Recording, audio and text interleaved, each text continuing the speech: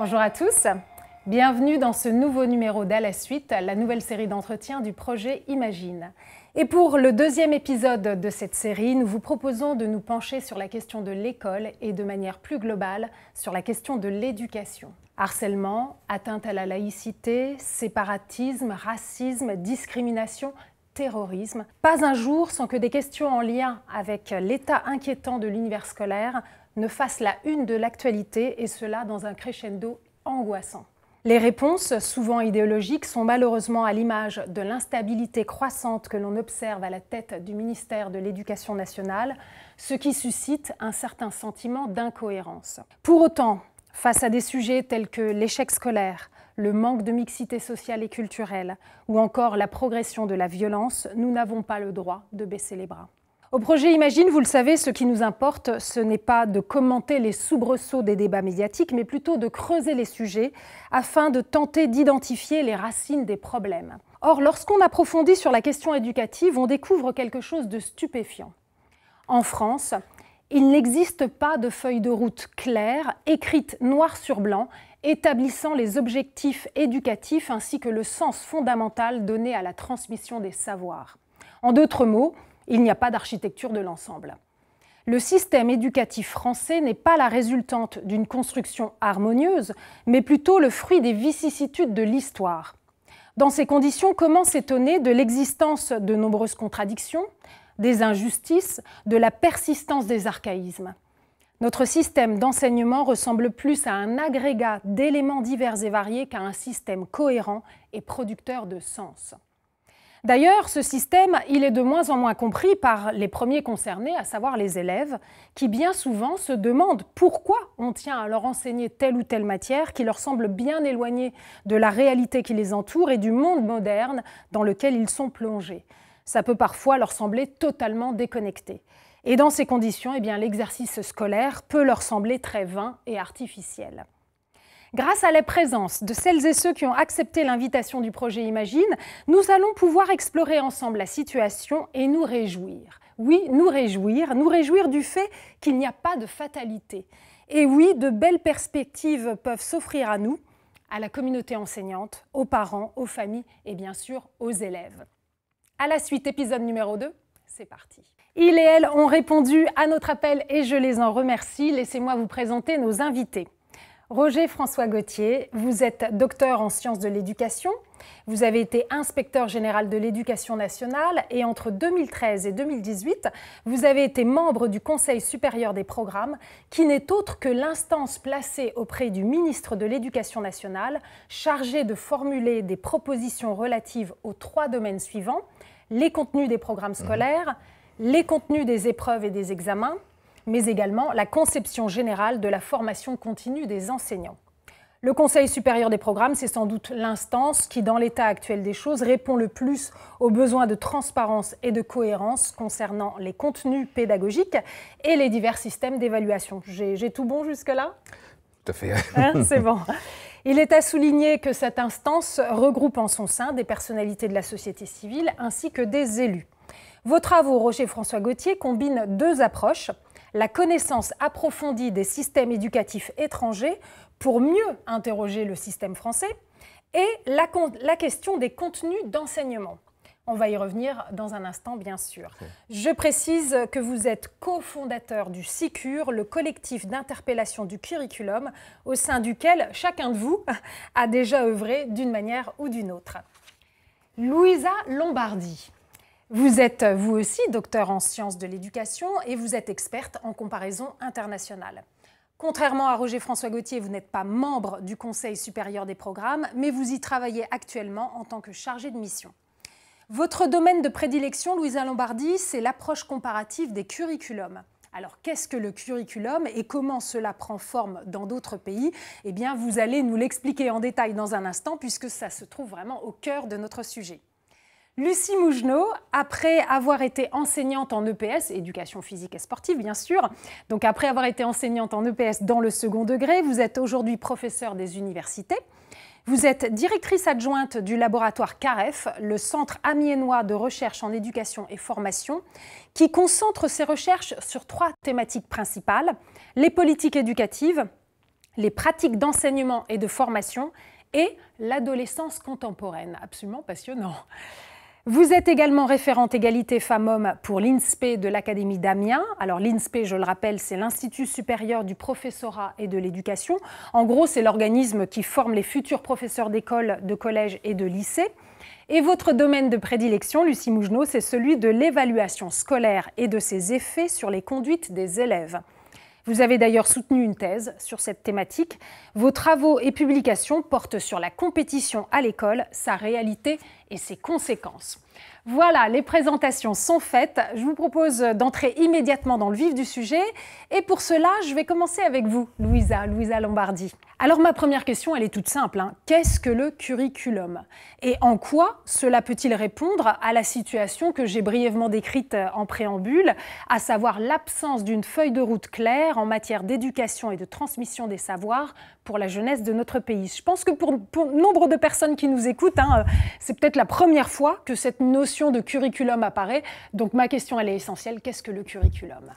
Oui, merci, tout à fait. Je suis d'accord avec vous. Il est absolument essentiel. Je crois qu'il est nécessaire de clarifier ce terme, et ce concept de curriculum qui n'est pas familier pour le public français, tout simplement parce qu'on ne l'utilise pas en France. Ce terme,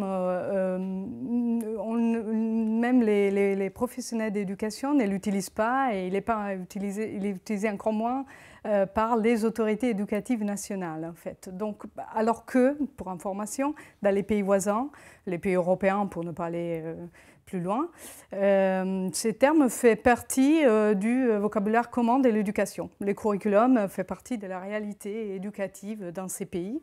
Alors depuis longtemps dans certains pays, les pays anglo-saxons, les pays du nord de l'Europe, Finlande, Norvège, Suède, et depuis beaucoup plus récemment dans d'autres pays comme l'Italie et le Portugal, qui dans les années 2000-2010 ont jugé opportun de concevoir et de mettre en place un curriculum. Alors, pourquoi? Qu'est-ce que c'est?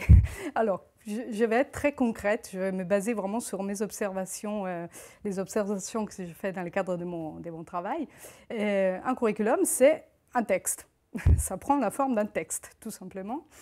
Un texte d'une longueur qui varie significativement entre les pays. Par exemple, le curriculum italien fait 60 pages, le curriculum écossais fait 300 pages. Donc voilà, des textes d'une longueur différente, mais qui ont en commun évidemment des choses. Qu'est-ce qu'ils ont en commun? Le fait de définir les caractéristiques essentielles du système d'enseignement, toutes les caractéristiques dans un seul texte. Et quoi en particulier? 3 choses, je dirais. Les finalités de l'éducation. C'est un texte qui définit qu'est-ce qu'on attend de l'école, à quoi sert l'école, quelle est sa fonction. Voilà. Les contenus essentiels de l'enseignement. Les contenus, ça veut dire quoi? Ça veut dire les connaissances, les compétences et les attitudes, souvent, qu'on souhaite développer chez tous les élèves. Voilà, qu'on souhaite vraiment, c'est-à-dire que ce sont vraiment les contenus essentiels qu'on souhaite que tout le monde ait acquis à la fin de la scolarité. Et troisième élément, les principes qui sous-tendent l'évaluation. Donc, qu'est-ce qu'on entend par évaluation? Tout ça. Donc, ces 3 éléments sont en général précisés dans ce texte, encore une fois, un seul texte, qui s'appelle curriculum. Et si vous voulez, on pourrait l'imaginer comme ça, comme une constitution, en fait. C'est une véritable constitution dans laquelle on définit un peu le pacte de la société avec l'école, en fait. C'est ça fondamentalement et très concrètement. C'est pour ça que c'est très bien vu de l'appeler constitution, parce qu'effectivement, il y a vraiment ce caractère social qui est vraiment inhérent à la fonction de l'école. Tout à fait, parce qu'en plus, un curriculum, les pays qui ont mis en place, encore une fois, je me base vraiment sur des observations, on n'est pas dans la théorie. Donc, quand je suis amenée à étudier les curricula des autres pays, je vois qu'à chaque fois, au moment de l'élaboration du curriculum, c'est une opération qui prend du temps. Donc, en fait, le curriculum, l'idée, c'est aussi de se donner le temps de réfléchir. En général, l'élaboration d'un curriculum prend 2 ans. Enfin, au minimum. Voilà, ouais. Plusieurs mois, mais en général, je suis sur plusieurs années. 2 ans en Italie, par exemple, en Belgique aussi, 4 ans en Écosse, 2 ans aussi en Angleterre pour le curriculum national, alors que les Anglais ils sont assez pragmatiques, en général, ils vont vite, mais voilà. Donc, c'est quelque chose qui prend du temps et on prend le temps de réunir autour de la table pour rédiger cette constitution, il faut vraiment un peu les visualiser comme ça, tous les acteurs qui sont concernés par l'éducation. Et on cherche un consensus, exactement comme pour une constitution. Depuis le début, ça c'est très important de le souligner, depuis le début, on établit que c'est un texte qui va dépasser les temps d'une législation. Comme une constitution, on ne va pas faire une constitution à chaque fois que le gouvernement change. Voilà, donc c'est très important, donc on cherche un consensus large, on se met d'accord autour de la table et on rédige. Alors, ce que je trouve très intéressant, hein, encore une fois, quand on fait l'analyse par rapport à la situation en France, quand on a préparé les uns et les autres, j'ai compris que quand même les textes en France sur l'éducation sont finalement assez obscurs et parfois même contradictoires, puisque justement ils se retrouvent dans différents corpus, alors que là, le fait de tout réunir dans un seul document peut mettre à jour aussi les contradictions, etc. Et je crois que là-dessus... Exactement, vous m'avez demandé pourquoi on fait ça. Et c'est intéressant, moi je me suis demandé, surtout pour le cas de l'Italie, qui est mon pays en plus, et le Portugal, qui ont mis en place des curriculums assez tardivement. Donc on s'est dit, pourquoi ils ont senti cette nécessité, en quoi le curriculum peut améliorer les choses. En fait, moi je dirais que il faut le voir comme une opportunité pour faire 3 choses au moins. Voilà, je vais vraiment dans les grands domaines. Déjà, comme je disais tout à l'heure, pour définir les finalités de l'école. On s'assoit autour d'une table et on met noir sur blanc, de manière explicite, accessible à tous, ce qu'on veut de l'école, qu'est-ce qu'on attend de l'école. Alors, ça pourrait pas, j'imagine qu'il y a peut-être des personnes qui disent oui, mais les finalités de l'école, on connaît, puis forcément les pays ont défini ça dans quelques textes. En fait, si on pense à la France, justement, où est-ce qu'on va retrouver, c'est quoi les textes dans lesquels on définit les finalités de l'école? Ça existe. Je pense qu'il y a beaucoup de monde qui ne connaissent pas. C'est un article du Code de l'éducation, le L111. Voilà, il faut vraiment un peu aller les chercher. Un paragraphe dans lequel on définit, oui, les finalités, mais on voit bien que c'est un texte qui manque un peu de cohérence, qu'il y a des lignes qui ont été rajoutées au fur et à mesure, au fil du temps. Donc voilà, c'est ça, mais on ne sait pas où il est. Il n'est pas tout à fait clair. Bon, ça peut être aussi mon opinion, mais je pense qu'elle est partagée par un certain nombre de gens. Donc, ça ne va pas de soi, de s'asseoir à table, de se dire, OK, qu'est-ce qu'on veut, quelle est la fonction de l'école? Noir sur blanc. Et voilà, donc ça, c'est la première chose, la première opportunité de repenser aux finalités. Je vais vous faire un exemple concret. Par exemple, la Finlande, elle a reformé, parce qu'ils en avaient déjà, mais reformé le curriculum de l'école secondaire supérieure, donc en fait du lycée. Et ils en ont profité, c'est pour ça que je parlais d'opportunité, ils en ont profité pour établir que désormais les lycées va être le lieu de l'éducation et pas seulement de l'instruction, comme c'était le cas jusque-là. Vous voyez la différence, instruction, ça fait référence à l'élève apprenant, alors que éducation, c'est plus large, ça prend en compte la personne. J'ai lu quelques articles là-dessus et effectivement, notamment, ils visitent ce qu'on appelle les life skills, donc tout ce qui va permettre à l'élève de faire son chemin dans la vie, aussi Absolument. En tant qu'individu, en tant que personne. Oui. Et normalement, ce corpus-là, il était plutôt réservé à l'école de base, donc avant le lycée. Donc on voit bien que là, on fait perdurer Absolument. Voilà. Là, on réfléchit à la fonction du lycée, on réfléchit. C'est ça. Et ce n'est pas le cas, encore une fois, c'est une opportunité, une très belle opportunité de réfléchir à nouveau. Et on s'est dit, le lycée, désormais, va être la continuation de l'école des bases. C'est ça. Et non plus un passage supplémentaire ou une antichambre de l'université. Il faut se décider, est-ce que c'est une antichambre de l'université ou est-ce que c'est, comme en général, la scolarité obligatoire maintenant va toujours jusqu'aux 16 ans et maintenant souvent même jusqu'aux 18 ans. Donc voilà, tout le monde... Moi, ce que je trouve intéressant, c'est que ça montre à quel point, à chaque fois qu'on remet ce texte et qu'on essaye de le retravailler, on retravaille toujours la cohérence, une certaine linéarité. Exactement. C'est exactement l'autre chose, l'autre opportunité qui donne le curriculum, et pas la moindre, c'est justement de remettre de la cohérence dans tout ça. Parce que, imaginez-vous, vous écrivez un texte, vous écrivez l'introduction, les finalités, etc. À quoi ça sert, ces textes, qu'est-ce qu'on veut dire? Et puis, vous écrivez les différentes rubriques. ben, vous êtes un peu obligé de penser à la cohérence du texte. Donc, sauf que le texte, ce sont les caractéristiques fondamentales de l'enseignement. Donc, vous voyez bien, déjà, ça donne l'occasion de voir émerger toutes les contradictions. Non, mais attendez, ces disciplines-là ou ces savoirs-là, il est en contradiction avec les finalités qu'on vient de décrire. Donc voilà, vraiment, c'est une opportunité pour repenser à la cohérence. Et ça, je citerai l'exemple de l'Écosse, qui est un cas d'école de curriculum, dans le sens où vraiment ils ont cette architecture très très cohérente. Ils fixent. Peut-être on peut redire comment ça s'est passé justement pour l'Écosse, parce que c'est vraiment un cas très concret et qui marque les esprits et qui est assez, non seulement assez récent, mais en plus on ne parle pas d'un exemple au bout du monde, donc on peut vraiment se reconnaître dans ce qui s'est passé. De mémoire, ça s'est passé donc dans les années 2000, oui, entre 2002 et 2010. Hein.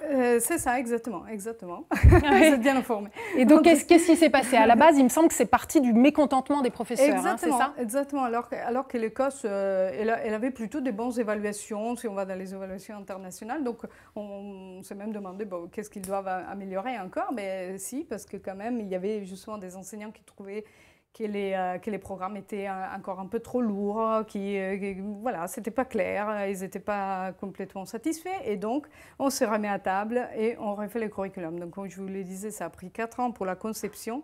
On a donné des consignes, parce que quand même, au bout du compte, évidemment, on consulte tous les acteurs. Les Écossais, en plus, ils ont l'habitude vraiment d'aller dans les établissements pour prendre la température, comme ils disent. Et donc, mais après, c'est un groupe plus restreint des personnes qui écrivent. Et donc, à ces personnes-là, on a donné des consignes. Il faut que ce soit clair. Non, mais ça paraît bête, mais c'est très important. Ça ne va pas de soi. Il faut que ce soit clair. Il faut que tout ce qu'on écrit soit pertinent par rapport à l'élève. Voilà. Il faut que ce soit évidemment cohérent, etc., etc. Donc, avec ces consignes, on a conçu... Alors, tout d'abord, quoi? La finalité. Donc, qu'est-ce qu'on veut?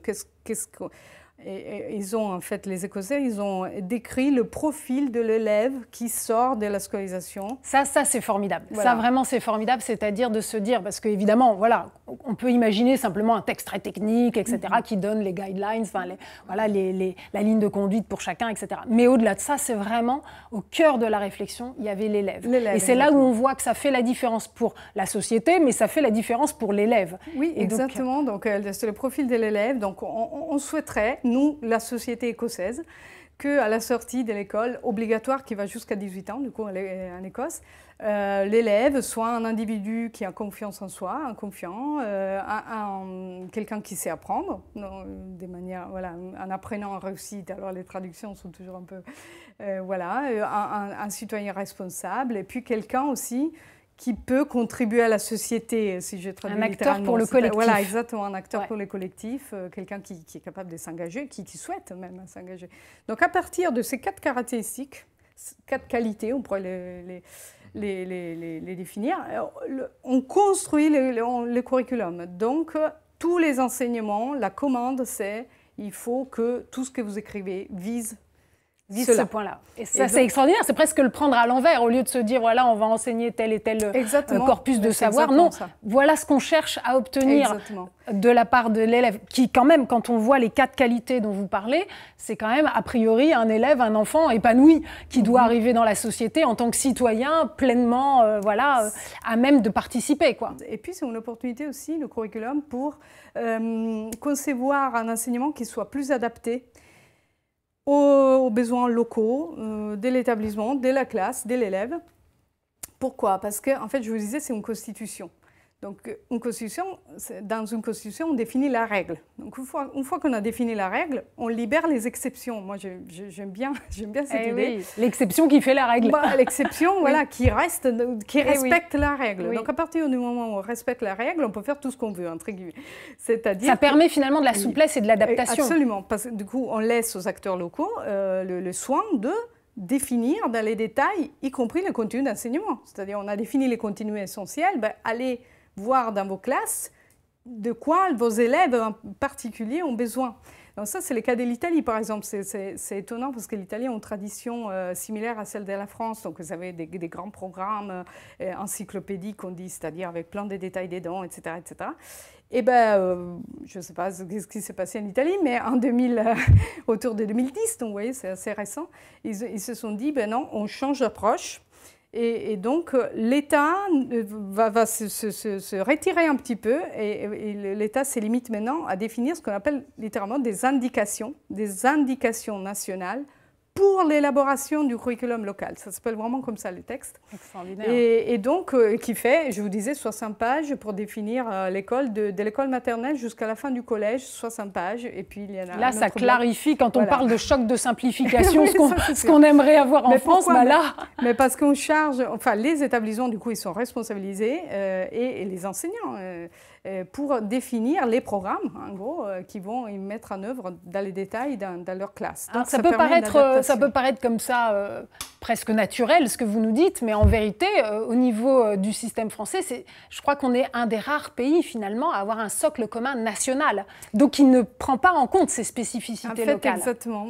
Vous êtes vraiment très bien informés. Je trouve, enfin, de mon expérience de comparatiste, que la France est le seul pays qui a défini un socle qui pourrait s'apparenter un peu à l'idée des curriculums au niveau national, ok, jusque-là tout va bien, mais qui définit aussi les programmes au niveau national. Donc, en fait, il y a une contradiction là-dedans, parce qu'en général, quand on fait un curriculum, et on peut les faire aussi des 300 pages comme en Écosse, il n'y a pas de problème, mais on fait un curriculum pour que après les programmes dans les détails et tout les restes soient définis au niveau local. Alors que là, ce n'est pas le cas. D'où la difficulté, je pense vraiment, dans la conception du socle et dans l'acceptation, évidemment, du socle commun en France. Alors, je veux bien qu'on y revienne encore juste un petit instant, parce que c'est vrai que c'est très édifiant, hein, cet exemple de l'Écosse. C'est vrai que donc, les rédacteurs avaient des consignes, une espèce de cahier des charges, hein, pour rédiger ce curriculum. Et véritablement, pour garder toujours en tête que la finalité, c'est d'abord l'élève, que ça doit être vraiment au service de l'élève, il a même été rédigé à la première personne, comme si on se mettait à la place de l'élève. Je trouve ça assez formidable. Exactement, pour un texte comme ça, légal, vous voyez. C'est vrai que souvent on a ça dans des curriculums parce qu'on se retrouve à rédiger le profil de l'élève sortant, etc. Et donc ce qui fait que ils ne sont pas tous peut-être, mais en général il y a la tendance à se mettre à la place de l'élève. Et en Écosse, c'est clairement le cas. Parce que, comme vous l'avez dit, on écrit à la première personne. Donc, on va trouver programme de mathématiques. À la fin de l'année, après avoir entendu mon prof, je saurai ceci, cela. Et il y a aussi des formulations que je trouve très, très belles, du style je saurai que je suis capable de faire ça. C'est-à-dire, on sous-entend une prise de conscience et une prise de confiance. C'est comme ça aussi qu'on transmet. Vous voyez, c'est tout un esprit en fait. Dans les curriculums, on met comme dans une constitution en fait. Hein, on met nos valeurs, on met l'esprit qui doit sous-tendre l'enseignement. Alors c'est d'autant plus important qu'on vit quand même une époque très troublée et qui justement a des incidences, des conséquences sur la santé mentale des jeunes. Et ça vraiment c'est devenu un problème très préoccupant, notamment depuis la crise Covid. Hein. Vraiment, on a vu une chute de la santé mentale des jeunes et ça se traduit pour certains d'entre eux, dans les cas les plus graves, par des cas de dépression ou de violence. Donc est-ce qu'on peut dire que travailler sur ce type de curriculum, ça a des conséquences vraiment très concrète aussi sur le parcours scolaire de l'enfant et aussi donc sur sa santé mentale, sur la confiance en lui, etc. Et notamment, par exemple, sur l'abandon scolaire, sur ce genre de choses. Et aussi sur le fait qu'il se pose des questions, finalement, qu'est-ce qu'il fait à l'école et pourquoi on lui apprend tout ça. Exactement, mais je pense que oui, pour ce qu'on vient de dire, on a une vision d'ensemble, donc on retrouve de la cohérence, on retrouve le sens, un peu plus de sens. C'est vrai que le problème de la perte de sens, c'est un vrai problème. Alors juste, et on va continuer, on ne fait que lever un peu le voile sur le sujet, on va continuer. Ce qui est intéressant, je donne juste cette précision, hein, pour ceux qui pourraient se dire « Oh oui, bon, ok, ça a l'air sympathique, leur démarche, mais est-ce que c'est vraiment très efficace ?» Quand même, dans le rapport PISA 2024, le Royaume-Uni arrive à la 11e place et la France 23e. Donc, même pour ceux qui veulent vraiment rentrer dans ce genre de critères, dans le dur comme ça, bon, il faut croire quand même qu'on peut y réfléchir. Si vous deviez résumer en une phrase ou deux la philosophie qui sous-tend donc cette démarche d'une réflexion profonde autour de la mise en place d'un curriculum, ça donnerait quoi, Louisa Lombardi ? Comme je l'ai dit au début, c'est une opportunité, le curriculum. En fait, entamer une réflexion profonde autour du curriculum, ça veut dire tout simplement, mais tout profondément, s'autoriser à penser autrement, s'autoriser à sortir d'une vision figée, s'autoriser tout simplement à penser que ces accidents de l'histoire qui sont nos systèmes éducatifs peuvent évoluer et que l'imaginaire éducatif des gens peut évoluer en fait. C'est tout simple, c'est une approche en fait. S'autoriser pour sortir d'une vision figée. Vraiment, merci beaucoup pour ces premiers éclairages. On va continuer. Roger François Gauthier, Louisa Lombardi vient de faire allusion à l'imaginaire éducatif. En France, cet imaginaire, il est le fruit d'une histoire bien particulière. Est-ce que vous pourriez nous retracer brièvement cette historique? Parce qu'on peut supposer que la manière dont s'est élaboré le système scolaire français, au fil du temps, a des implications encore bien vivaces aujourd'hui, notamment en termes de conception de l'enseignement. Est-ce que je me trompe? Oui, c'est-à-dire qu'à partir de ce qu'on vient d'entendre, on peut se dire, comme ce que vous suggériez lors d'une de vos incises, oui, bon, elle a vendu son curriculum et basta, en quelque sorte. Or, je pense que quand même que ça pose de sacrées questions. Il ne s'agit pas d'en faire un outil, un couteau suisse de l'éducation qui viendrait tout résoudre partout. Mais quand même, comment se fait-il que dans ce pays, ce type d'outillage, on le refuse? Elle a dit, Louisa Lombardi a prononcé un certain nombre de mots qui sont absents. Elle a parlé de consensus. Ouh là là, en éducation dans ce pays, le consensus. C'est pour ça que je participe à ce débat, parce que ça serait bien, justement, de débattre de ces choses-là. Elle a parlé de noir sur blanc. Ça aussi, on n'aime pas bien le noir sur blanc. On aime bien l'implicite. Donc le flou. Le flou qui va toujours contre la démocratie, contre les plus faibles, etc., etc. Bon. Et puis, elle a parlé aussi de l'horreur. Vous avez évoqué, Madame Lombardi, le curriculum local. Oui. On l'a bien vu. En France, l'idée qu'il puisse y avoir une adaptation locale d'un curriculum, mais comment? Mais et l'égalité devant le service public, qu'est-ce que vous en faites? Bon, on ne voit pas l'autre côté des choses. J'en viens à l'histoire juste après, bien mais sûr. Et je me souviens... Je précise une chose, c'est le seul ministère, celui de l'Éducation nationale, auquel on rajoute national. C'est le seul. Oui, c'est-à-dire qu'il y a aussi une notion d'identité qui s'accole. Alors j'en viens maintenant à cette question, pourquoi en France, effectivement, des imaginaires semblent figer et gêner les évolutions. Je crois d'abord que des imaginaires en matière d'éducation, il y en a partout. L'éducation, c'est d'abord notre enfance. Et comment imaginer que les choses aient pu se passer autrement que dans notre enfance? On n'en a qu'un modèle d'enfance, par définition. Mais quand même, dans le cadre français, ça vaut la peine de voir qu'il y a un certain nombre d'étapes historiques qui ont marqué l'école. Et vous savez, l'histoire, c'est la meilleure des choses à condition qu'on en ait conscience. C'est presque une affaire de psychanalyse, cette affaire-là. Mais comme cette histoire, elle est active mais oubliée, elle ne fait pas que de bonnes choses. Alors, j'en donne quelques exemples de ce balisage. L'école en France, elle a été catholique à l'origine. Elle a été une école où il s'agissait essentiellement de convertir les âmes. Ça s'appelle l'école cathédrale, il y en avait dans ce quartier, etc., etc. Bon, convertir les âmes. Très bien. Convertir à quoi? Se préparer à quoi? Se préparer à la vie dans l'au-delà, c'était ça la question. Donc, les life skills que vous évoquiez tout à l'heure, excusez-moi, on n'en a rien à faire, quoi.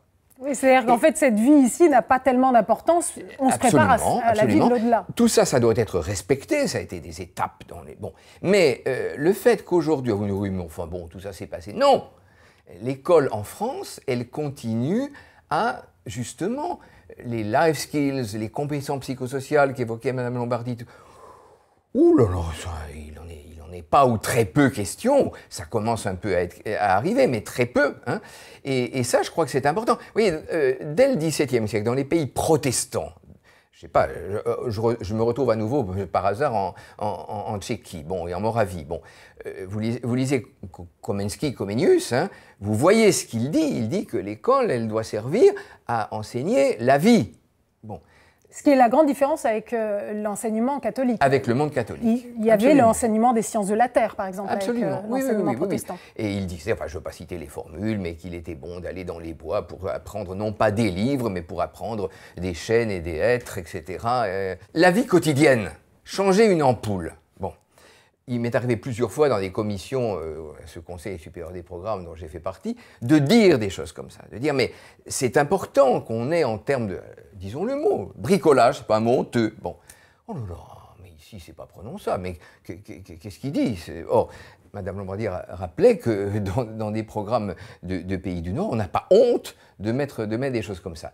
Donc voilà, il faut se souvenir que le fait que l'école soit née contre la vie, ça a fait des traces. Même si elles sont très anciennes, vous voyez, on les retrouve encore, quoi. C'est étonnant. Donc d'abord, les racines religieuses, qu'elles soient catholiques, qu'elles soient protestantes. Oui, mais en France, elles étaient catholiques. Bon, et alors après, c'est encore des repères religieux, mais de nature tout à fait différente. Arrive le protestantisme, il faut s'opposer à tout ça, donc la contre-réforme, donc donc les jésuites. On vous donne les clés de l'éducation, mais attendez, les jésuites, ils ne prennent pas la clé de l'éducation du peuple, ils prennent la clé de l'éducation d'une partie de la noblesse et de la grande bourgeoisie. Hein. Et là, l'école qu'ils font, qui a une grande qualité, hein, le collège jésuite avec le curriculum de l'époque, hein, Madame Lombardi, le Ratio Studiorum de 1599, bon, eh bien, il a quoi comme caractéristique? Il a comme caractéristique d'installer dans les mentalités sur l'éducation, dans les classes dirigeantes du pays, deux choses, l'élitisme et la culture mondaine. Le fait qu'on n'est pas là pour les sciences, quoi. On est là pour d'abord les mondanités, les lettres, on va rechercher les lettres latines à l'époque, on les modifie en route pour enlever tout ce qui peut gêner l'Église, donc voilà. Parce que je peux repréciser, donc la contre-réforme, effectivement, les jésuites essayent d'attirer à eux finalement effectivement l'élite de la nation. C'est ce qu'il leur est demandé. Pour pas qu'ils aillent se former chez les protestants. Ah ben, on est d'accord, c'est cette guerre protestant et catholique. Bien évidemment. Et donc ça fait une école élitiste. Et donc ça réussit très bien, et ça fait le collège jésuite élitiste. Alors je pourrais raconter dans le détail les modes, à moins que Lucie Mougenot le fasse tout à l'heure, dans le détail les modes d'émulation entre les élèves, etc. C'est tout à fait étonnant. Hein. Les jésuites qui sont allés jusqu'en Chine, voir le fonctionnement des examens, etc. etc. Et là aussi, avec les mandarins, etc., il y a aussi une culture de l'élitisme. Bien sûr. Voilà. Et on allait la chercher là-bas parce qu'elle existait là-bas et qu'elle existe toujours là-bas, ô combien. Bon. Voilà, donc cet épisode-là, alors vous me direz, oui, mais ça c'est vieux, vous me direz comme ce que vous aviez envie de me dire tout à l'heure, ça c'est vieux. Eh oui, c'est vieux, sauf que quand même c'est bizarre hein, que ce mot d'élitisme, cette école d'abord pour l'élite, eh bien écoutez, en Europe, je parle sous votre contrôle, Louisa, mais ça reste quand même particulièrement français, quoi, hein, particulièrement français. Vous avez vous-même, il y a quelques années, étudié le lycée dans différents pays et vous avez trouvé qu'en France, le culte de la sélection, le culte de l'élitisme, le culte, tout ça, c'est quand même capital. Bon, voilà, ça vient de là. Alors, je marquerai encore deux étapes historiques, si vous permettez. J'en marquerai une rapide, que je ne marquais pas il y a quelque temps, parce que je n'avais pas étudié ça, je n'avais pas regardé, mais j'avais tout à fait tort. Il n'y a pas eu que les jésuites dans l'histoire catholique de la France. Il y avait à peu près au même moment, en rivalité, vous me direz, oui, mais on n'en parle plus de cela. Mais oui, mais c'était quand même une partie du roi, c'était quand même Jean Racine, c'était quand même les jansénistes. Donc l'idée que les enfants, bah, ils sont mauvais, quoi. En eux, il y a le péché originel. Et donc que finalement, l'école, elle n'avait pas à donner la parole aux enfants, alors que dans des pays, on donne la parole aux enfants. Pas donner la parole aux enfants, ils sont... Hein. Et également, bon, bah, on arriverait à en sauver quelques-uns, mais il est normal d'échouer. L'échec, c'est normal. Hein, le succès n'est pas la norme. Il y a quelqu'un de très connu qui s'appelle Alain Boissineau qui a étudié ça récemment, qui l'a expliqué par écrit. Et je trouve ça très intéressant hein, de voir que on en a gardé quelque chose. L'école française, elle est plus méchante parce que les enfants ne sont pas bons au sens moral du mot. Hein. Alors, c'est passé. Du coup, c'est ultra élitiste cette fois. On va encore plus loin.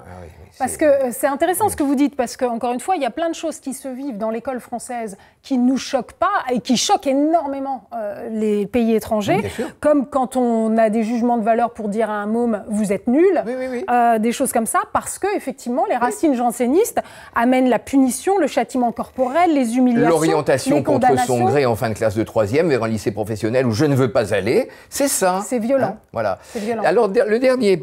Et donc, parce que, c'est vraiment important, le janséniste considère d'abord l'élève comme étant un pécheur, il est le fruit du péché originel, et à partir du moment où c'est par cet angle-là qu'on voit les choses, évidemment, on comprend qu'on a le droit de le traiter de nul, de cancre, et d'être violent dans cette violence. Alors tout ça n'a bien sûr pas eu ce côté aussi net, aussi qu'on le dit là, parce que là on va vite, hein. Mais tout ça a joué. Alors la dernière étape que j'aimerais marquer, elle se tourne vers d'autres directions. Les Lumières sont là, le développement économique est là, début du 19e siècle, et petit à petit, l'État va se mettre à se mêler d'éducation. Ce n'était pas le cas jusque-là, hein, seule l'Église et les familles. L'État va se mêler d'éducation. Des associations, des églises qui s'occupaient de l'école. Oui, voilà. Mais là, l'État va se mettre à s'en mêler parce qu'il s'agit de former des compétences, il s'agit aussi de libérer les femmes pour le travail industriel. Enfin, il y a tout ça qui se compte. C'est la révolution industrielle. Voilà, absolument. Et donc, on voit, au cours du 19e, progressivement apparaître un petit budget de l'éducation dans le budget national. Au début, c'est infinitésimal. Aujourd'hui, c'est le quart du budget de l'État, quand même. Bon, énorme. On le voit apparaître petit à petit. Bon. Alors, pourquoi ça? Et pourquoi j'en parle? Et qu'est-ce que ça a laissé comme trace? Ça a laissé comme trace que l'éducation telle qu'elle existe aujourd'hui dans ce pays, elle a été quand même construite, édifiée au fil des années, en même temps que le développement de l'industrie, des industries extractives, en même temps que les nationalismes, qui dans la foulée du développement du capitalisme se développent tellement au 19e, hein, et également des colonialismes, qui font partie du paquet. Et donc c'est tout ça qui s'est fait. Donc, alors vous diriez que c'est une école qui s'est mise finalement à encourager tout ça, ou qui a nourri tout ça? Oui, écoutez, lisez même cette école de la Troisième République qu'on vante, souvent à de bons motifs d'ailleurs, hein, mais si on lit les programmes de l'époque, on voit à quel point, par exemple par rapport à l'Afrique, par rapport aux colonies françaises, il s'agissait de développer tout ça, etc., etc. Alors, ok, mais le plus grave dans l'affaire, je crois encore que c'est parce que cette école, elle n'a jamais posé la moindre question autour du vivant. C'est-à-dire qu'à la base de tout ça, lui-même n'est pas coupable. René Descartes n'est pas coupable de ça. Mais l'homme, maître et possesseur de la nature, ça a été dit par lui. On ne peut pas lui faire porter le chapeau des développements industriels, mais quand même, ça a été dit par lui. Et c'est ce que l'école a entendu. Jamais, il y a eu un divorce avec le vivant. Hein, et ça, écoutez, on en est aussi aujourd'hui tributaire. Voilà un petit peu. C'est une vision anthropocentrée, en fait. Totalement. Une vision anthropocentrée. Et ce qui est intéressant aussi, parce que malgré tout, homme maître de la nature, etc., ça découle aussi quand même d'une vision religieuse où l'être humain est considéré comme au sommet de la création, et donc finalement, lui aussi est maître. Oui, mais en dehors même de la religion, les Lumières et le développement de l'enseignement des sciences n'a pas entraîné de bouleversement de tout ça. Hein, voilà. Donc voilà, ce sont quelques étapes. Et je suis obligé d'aller vite. Bien sûr, bien sûr. Mais je crois que ça nous montre pourquoi nos imaginaires sont encombrés de tas d'affaires, de legs de l'histoire qu'on a oubliés, qu'on ne maîtrise pas, etc., etc. Si on se le dit, ça, hein, par exemple, l'élitisme, tiens, on le tient des jésuites parce qu'à un moment donné, il a fallu s'opposer au protestantisme. Ah tiens, ça change peut-être les choses. Vous voyez ce que je veux dire? Moi, je trouve que c'est toujours très important, si on veut questionner le présent, d'avoir effectivement conscience du passé. Parce que souvent, c'est inconscient. On ne se rend pas compte du poids de l'histoire et du caractère, de l'inertie finalement de ces habitudes. C'est ça. Qui fait qu'on ne remet pas les choses en question. Et moi, ce que je trouve intéressant dans ce que Louisa Lombardi nous a dit en parlant du curriculum, c'est que ça nous permet de remettre tout à plat. Et d'un coup, peut-être de faire surgir des choses qui n'ont plus vraiment lieu d'être aujourd'hui. Aujourd'hui, en tout cas, si je vous ai bien suivi, entre cette école religieuse et cette école des Lumières, finalement, c'est aussi une école de la certitude qui sort de là, puisque finalement, vous avez le dogme religieux qui peu à peu a été remplacé par la vérité scientifique, mais encore et toujours, on ne se remet pas en question. Et effectivement, cette école du 19e siècle, en lien avec la révolution industrielle, fait en sorte, finalement, il faut former plus de gens pour effectivement aussi alimenter la machine extractiviste, industrielle, capitaliste, donc vision anthropocentrée. Et vous me parliez aussi d'une école prométhéenne. Oh bah, c'est une autre façon de dire ce que vous appelez l'école anthropocentrée. Hein. Prométhée, on sait qui c'est. Hein. C'est ce tyran qui a désobéi, qui est allé chercher qui est allé voler le feu du ciel pour le donner aux humains. Et les humains, qu'est-ce qu'ils en ont fait? Les sciences et les techniques. Hein. Donc c'est l'apport de la connaissance. Absolument. Mais cette école prométhéenne et Prométhée, c'est tout pour l'humain. Effectivement, la question du vivant a été évincée, a été mise à l'écart. Alors, on vient d'avoir donc un coup d'œil dans le rétroviseur, très rapide bien sûr, mais qui quand même fait froid dans le dos. Hein. Et surtout, il fait froid dans le dos parce qu'il sous-entend que depuis le 19e siècle, l'école n'aurait quasiment pas évolué. Alors, comment est-ce que c'est possible? Qu'est-ce qui peut expliquer un tel statu quo? Alors, attendez. Elle a beaucoup évolué. Elle a beaucoup évolué parce qu'on sait très bien, et on a pu le vivre, hein, que depuis les années 50 et 60, elle a terriblement évolué, dans la mesure où avant, elle était pour tout le monde l'école primaire pointe à la ligne, et puis petit à petit, on a vu le collège, le lycée, l'enseignement universitaire s'ouvrir, mais de façon absolument considérable. Ce que l'historien Louis Cros a appelé l'explosion scolaire, hein, qu'on a tous connue dans ces années-là. Bon, très bien. Ça pourquoi? Parce que l'économie le demandait, hein. Et des hommes politiques comme le général de Gaulle, par exemple, a été vraiment l'interprète de cette demande de l'économie. On dit, attendez, on ne peut pas laisser aujourd'hui la plupart des Français s'arrêter à la fin de l'école primaire, il y a besoin de compétences en plus. Bon, très bien. Le problème, c'est que jusqu'ici, à la table, si je peux dire, comme vous parliez de table tout à l'heure, à la table de l'enseignement secondaire, du collège et du lycée, il y avait très peu d'élèves. Tout d'un coup, il y a eu la totalité des classes d'âge, progressivement. Bon. Or, on n'a rien fait pour les accueillir, quoi. On ne peut pas accueillir comme ça une population nouvelle sans se poser des questions du type de celles que vous évoquiez.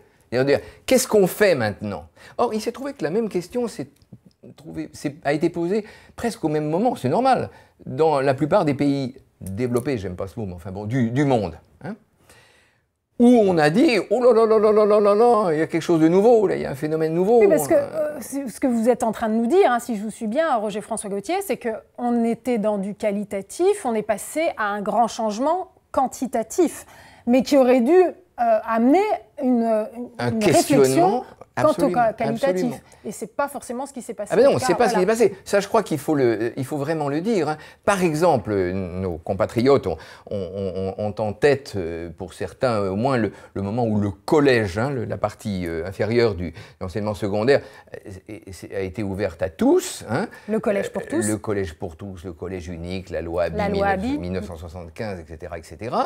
Bon, tout ça, c'est largement du pipeau. Hein. C'est-à-dire que c'est une loi qui officiellement ouvre les portes, mais on ne fait rien pour accueillir, et on crée aussitôt des sections où on va mettre certains de côté, avec mouchoir dessus, on crée des évictions en cours de scolarité, etc., etc., etc. Donc, on n'a rien fait pour accueillir. Alors, pourquoi ça? Bon, je n'ai pas forcément la réponse, mais en tout cas, le mythe s'est créé que si on travaillait bien à l'école, eh ben on allait s'en sortir. Le mythe de l'élitisme. Élitisme, tiens, ça me fait penser à quelque chose. Voilà. Ah oui. Élitisme républicain, en fait, il est en partie jésuite, cet élitisme républicain. Bon. Et il est jésuite, au mauvais sens du mot jésuite d'ailleurs, parce que c'est quand même assez largement quelque chose qui a réussi pour certains, mais qui est loin d'avoir réussi pour tous. Parce qu'en fait, ce qui s'est passé, comprenons-le bien, vous aviez une petite population qui allait dans l'enseignement secondaire et qui devait se répartir les postes et les places, comme on dit, hein, auxquels conduisait l'enseignement secondaire. Bon, ça se passait pas si mal, hein, je dirais presque en famille, d'accord? Tout d'un coup, tout le monde a voulu concourir au même guichet, si je peux dire. Comment vous voulez que ça se passe? ça se passe aussitôt très mal. Vous avez eu dans ces moments-là un développement terrible de la compétition, pas seulement scolaire mais sociale. Hein. Les classes qui traditionnellement accédaient aux postes et aux places, elles n'ont pas voulu se faire doubler par les autres. Donc finalement, ça arrangeait bien qu'on crée cette école inégalitaire et injuste qu'est l'école française d'aujourd'hui, telle que les comparaisons internationales quand même, nous la font apparaître quand même, hein, il faut voir. C'est une des écoles qui résorbe le moins bien les inégalités sociales. Ça, c'est prouvé. Oui. C'est l'école. C'est l'école, c'est même pas une des, c'est l'école. Wow. Hein. Voilà. Alors, vous voyez, cette compétition, elle a été très très forte, et finalement, ça s'est réglé comment, ça? Ça s'est réglé qu'on a pris toutes les dispositions possibles, avec le grand discours sur l'élitisme républicain, pour dire, bah voilà, il y a 40%, déjà, on va les mettre, pardon, hein, je m'exprime là de manière un peu rapide, mais on va les mettre à l'écart, on va les mettre au rebut, et ça s'appelle l'enseignement professionnel, et ça va être en classe de 3e que ça va se décider. Bon, évidemment, je dis là une énormité, parce que c'est plus compliqué que ça. Il y a des élèves qui font de très bonnes études au lycée professionnel. Je ne dis pas là du mal du lycée professionnel. Je dis que... Non, justement, vous voulez montrer que ce jugement de valeur, déjà, il est choquant. Absolument. Et vous voyez, tout ça, ça s'est réglé par ce jugement de valeur, qui est un jugement social et personnel terrible, qui régit l'éducation en France et une large partie des questions scolaires dans ce pays. Hein. Moi, ce que je trouve vraiment absolument édifiant dans ce que vous dites, vous venez de dire, donc, on a bâti en fait une école inégalitaire et injuste, alors qu'en même temps, dans le discours, on prône l'élitisme républicain et mieux que ça, la méritocratie. Donc, avec vraiment ce côté très moralisateur. Et donc, en gros, si vous réussissez pas, c'est forcément de votre faute. Oui. Et donc, vraiment, le hiatus entre les deux, est-ce que c'est pas une bombe sociale, ça? Ben, tout à fait. Je crois qu'on le voit bien aujourd'hui. On voit bien d'abord qu'on a manqué totalement d'avoir le type de réflexion auquel l'intervention précédente nous invitait. Hein. Moi, j'ai lu des textes par lesquels on racontait comment ça s'est passé en Finlande, parce qu'on dit toujours les pays nordiques. Mais les pays nordiques, ils sont pas nés géniaux hein, dans l'affaire. Mais il y a eu un moment, c'était des pays assez fermés au plan universitaire, etc. Il y a eu un moment, quand les sociodémocrates étaient au pouvoir, où ils se sont fortement gratté la tête en disant il faut qu'on accueille, il faut qu'on fasse. Et ça plaisait pas à tout le monde. Ils l'ont fait. Nous on l'a pas fait. Alors la bombe. Oui, la bombe, effectivement. Écoutez, vous n'avez pas entendu parler de révoltes de jeunes en France, de choses comme ça? Vaguement, oui, bah, vous feriez mieux de suivre l'actualité plus attentivement, parce que c'est, hélas, des choses fréquentes. C'est-à-dire que les jeunes, ils ne sont pas idiots, ils ont bien compris le truc. Hein. Ils ont bien compris qu'on leur chantait le jeu du système éducatif égalitaire, mais que la réalité était différente. Enfin, il ne faut pas les prendre pour des idiots, ils ne le sont pas. Ils le savent, tout ça. Donc il y a une promesse qui est bafouée, la promesse donc d'une forme de méritocratie qui n'est même pas tenable. J'aimerais bien que vous nous disiez la manière dont vous parlez de l'égalité des chances, parce que ça aussi, pour vous, c'est un peu un concept fumeux finalement. Je me méfie beaucoup du mot de chance. L'école, c'est pas une histoire de chance. Hein. C'est pas la loterie. Hein. C'est des enfants qui sont là, c'est des êtres humains. Il faut les aider à progresser, il faut les aider à prendre conscience d'eux-mêmes, à toutes des choses qu'on pourra peut-être aborder plus tard, mais ce n'est pas une affaire de chance. Donc, on n'est pas en train de jouer, quoi. On n'est pas en train de jouer avec le destin des enfants. Et donc c'est vrai que j'ai des réserves sur ce terme d'égalité des chances, parce qu'on n'est pas là que pour des chances, et que pour cultiver des chances. On n'est pas en train de jouer au loto, là, on est en train de s'occuper d'enfants. Et de leur bonheur, de leur épanouissement. Alors, on comprend. Donc, on est maintenant dans cette situation qui fait que, je pense ensemble, on voit qu'il y a quand même un constat d'échec. Donc, il faut maintenant se réinventer. Ça commence peut-être donc par réaliser à quel point le monde a changé. On est au 21e siècle. Hello, 2024. Et donc, sans doute que maintenant, il s'agit vraiment d'accompagner la jeune génération face à des défis totalement nouveaux, avec en premier lieu, savoir faire face à l'incertitude. Parce que l'incertitude, c'est sans doute ce qui caractérise le mieux notre époque.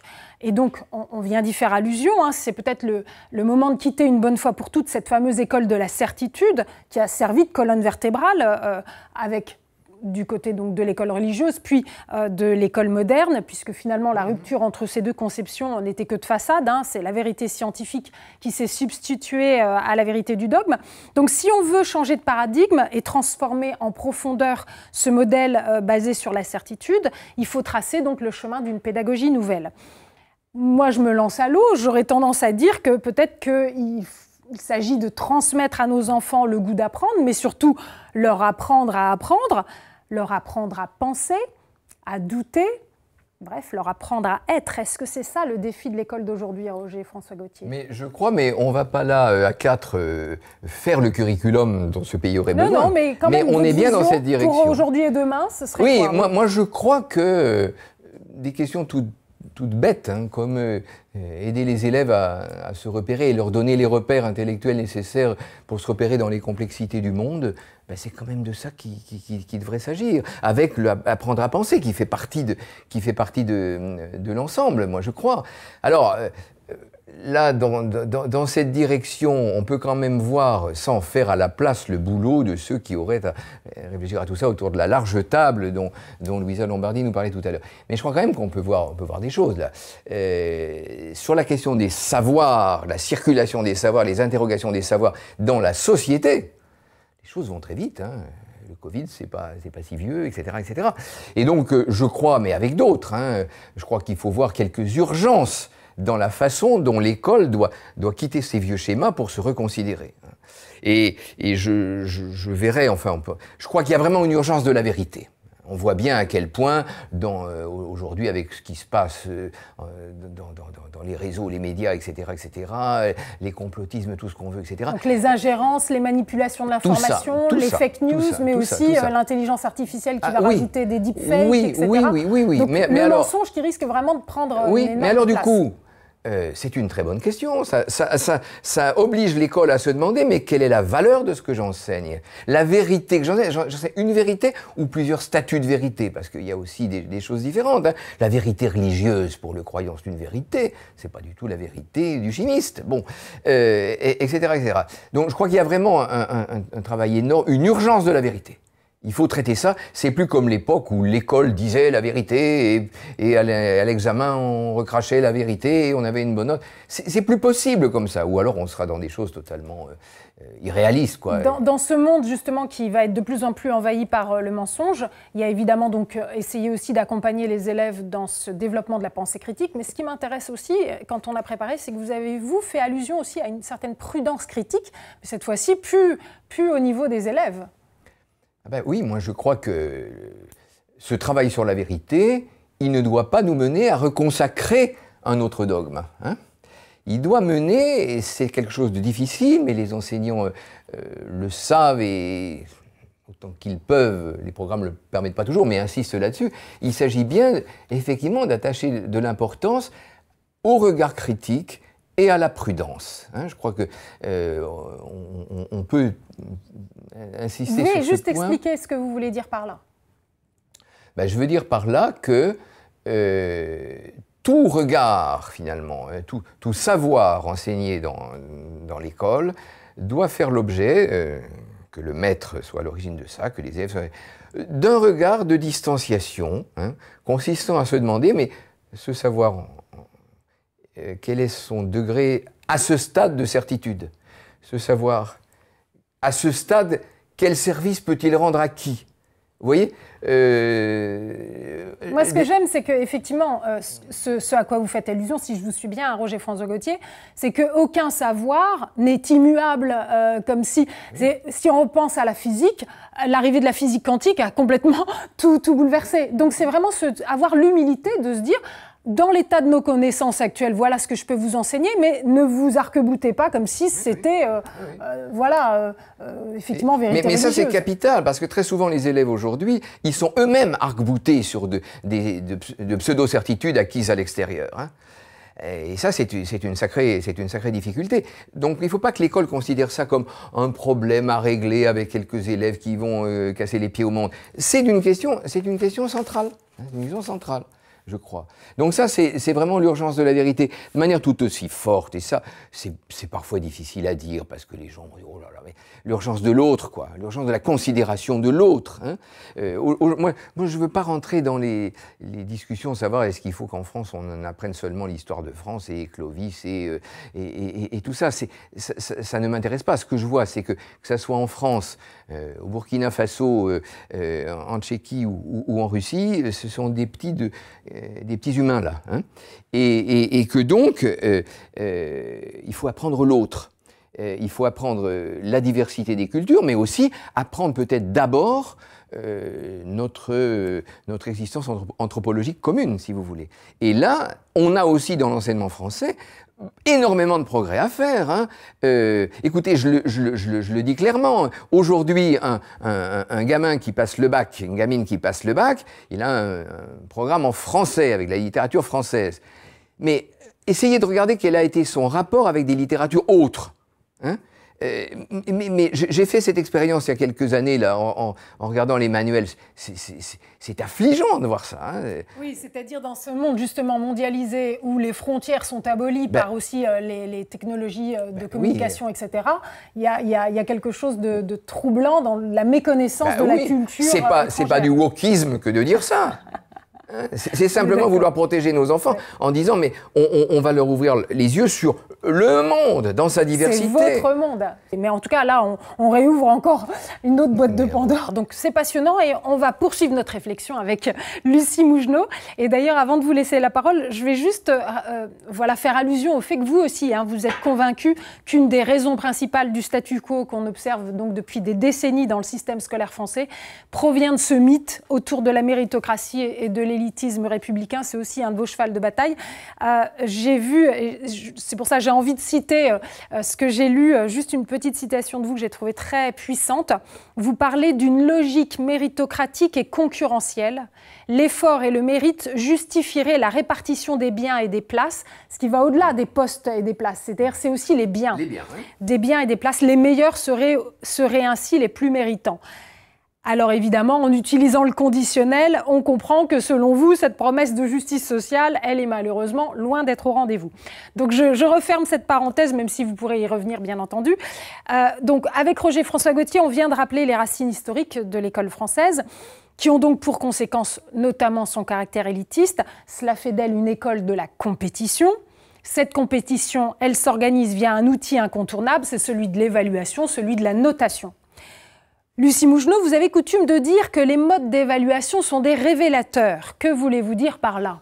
Les modalités d'évaluation des élèves, c'est-à-dire la façon dont ils sont évalués à l'école, alors que ce soit les évaluations qui sont prévues par l'institution, type examen, évaluation nationale, etc., mais aussi et surtout les évaluations quotidiennes qu'ils vont vivre avec leurs professeurs en classe, eh bien, ces façons d'être évaluées, elles traduisent en fait le caractère élitiste, méritocratique de notre école. En fait, par rapport à ce qu'ont dit Louisa et Roger François, là je vais faire un peu un zoom pour traduire en fait très concrètement au quotidien comment les choses se passent.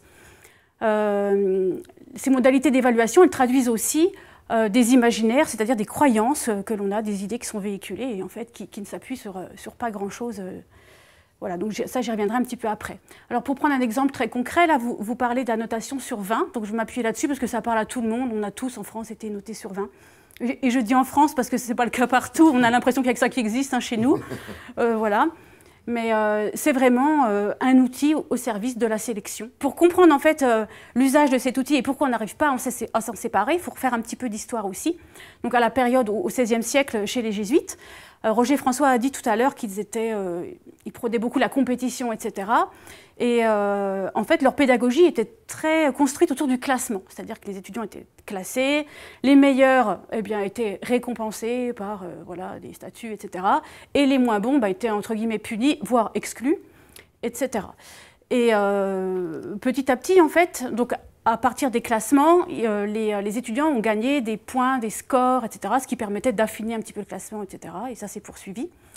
Et jusqu'au au XIXe siècle, où cette modalité cette pédagogie, en fait, basée vraiment sur la compétition comme émulation, elle a été reprise par d'autres écoles qui ont été amenées et qui ont créé cette notation sur 20 points.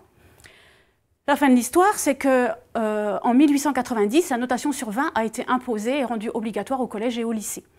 Alors ce qui est intéressant et pas anodin du tout, c'est que ça arrive juste après que l'école soit devenue obligatoire, laïque et gratuite pour tous. Alors, quelle coïncidence, bah oui.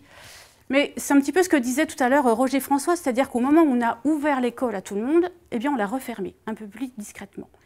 C'est-à-dire que cette notation sur 20, une fois que tout le monde avait la possibilité d'aller à l'école, eh bien elle permet de recréer une certaine sélection sociale, de remettre en place, de conserver un petit peu l'élite qui était là, en faisant croire en fait que tout le monde peut accéder en fait à tout niveau d'éducation. Donc on fait croire qu'il y a une révolution, voilà. Mais en fait on essaye de garder...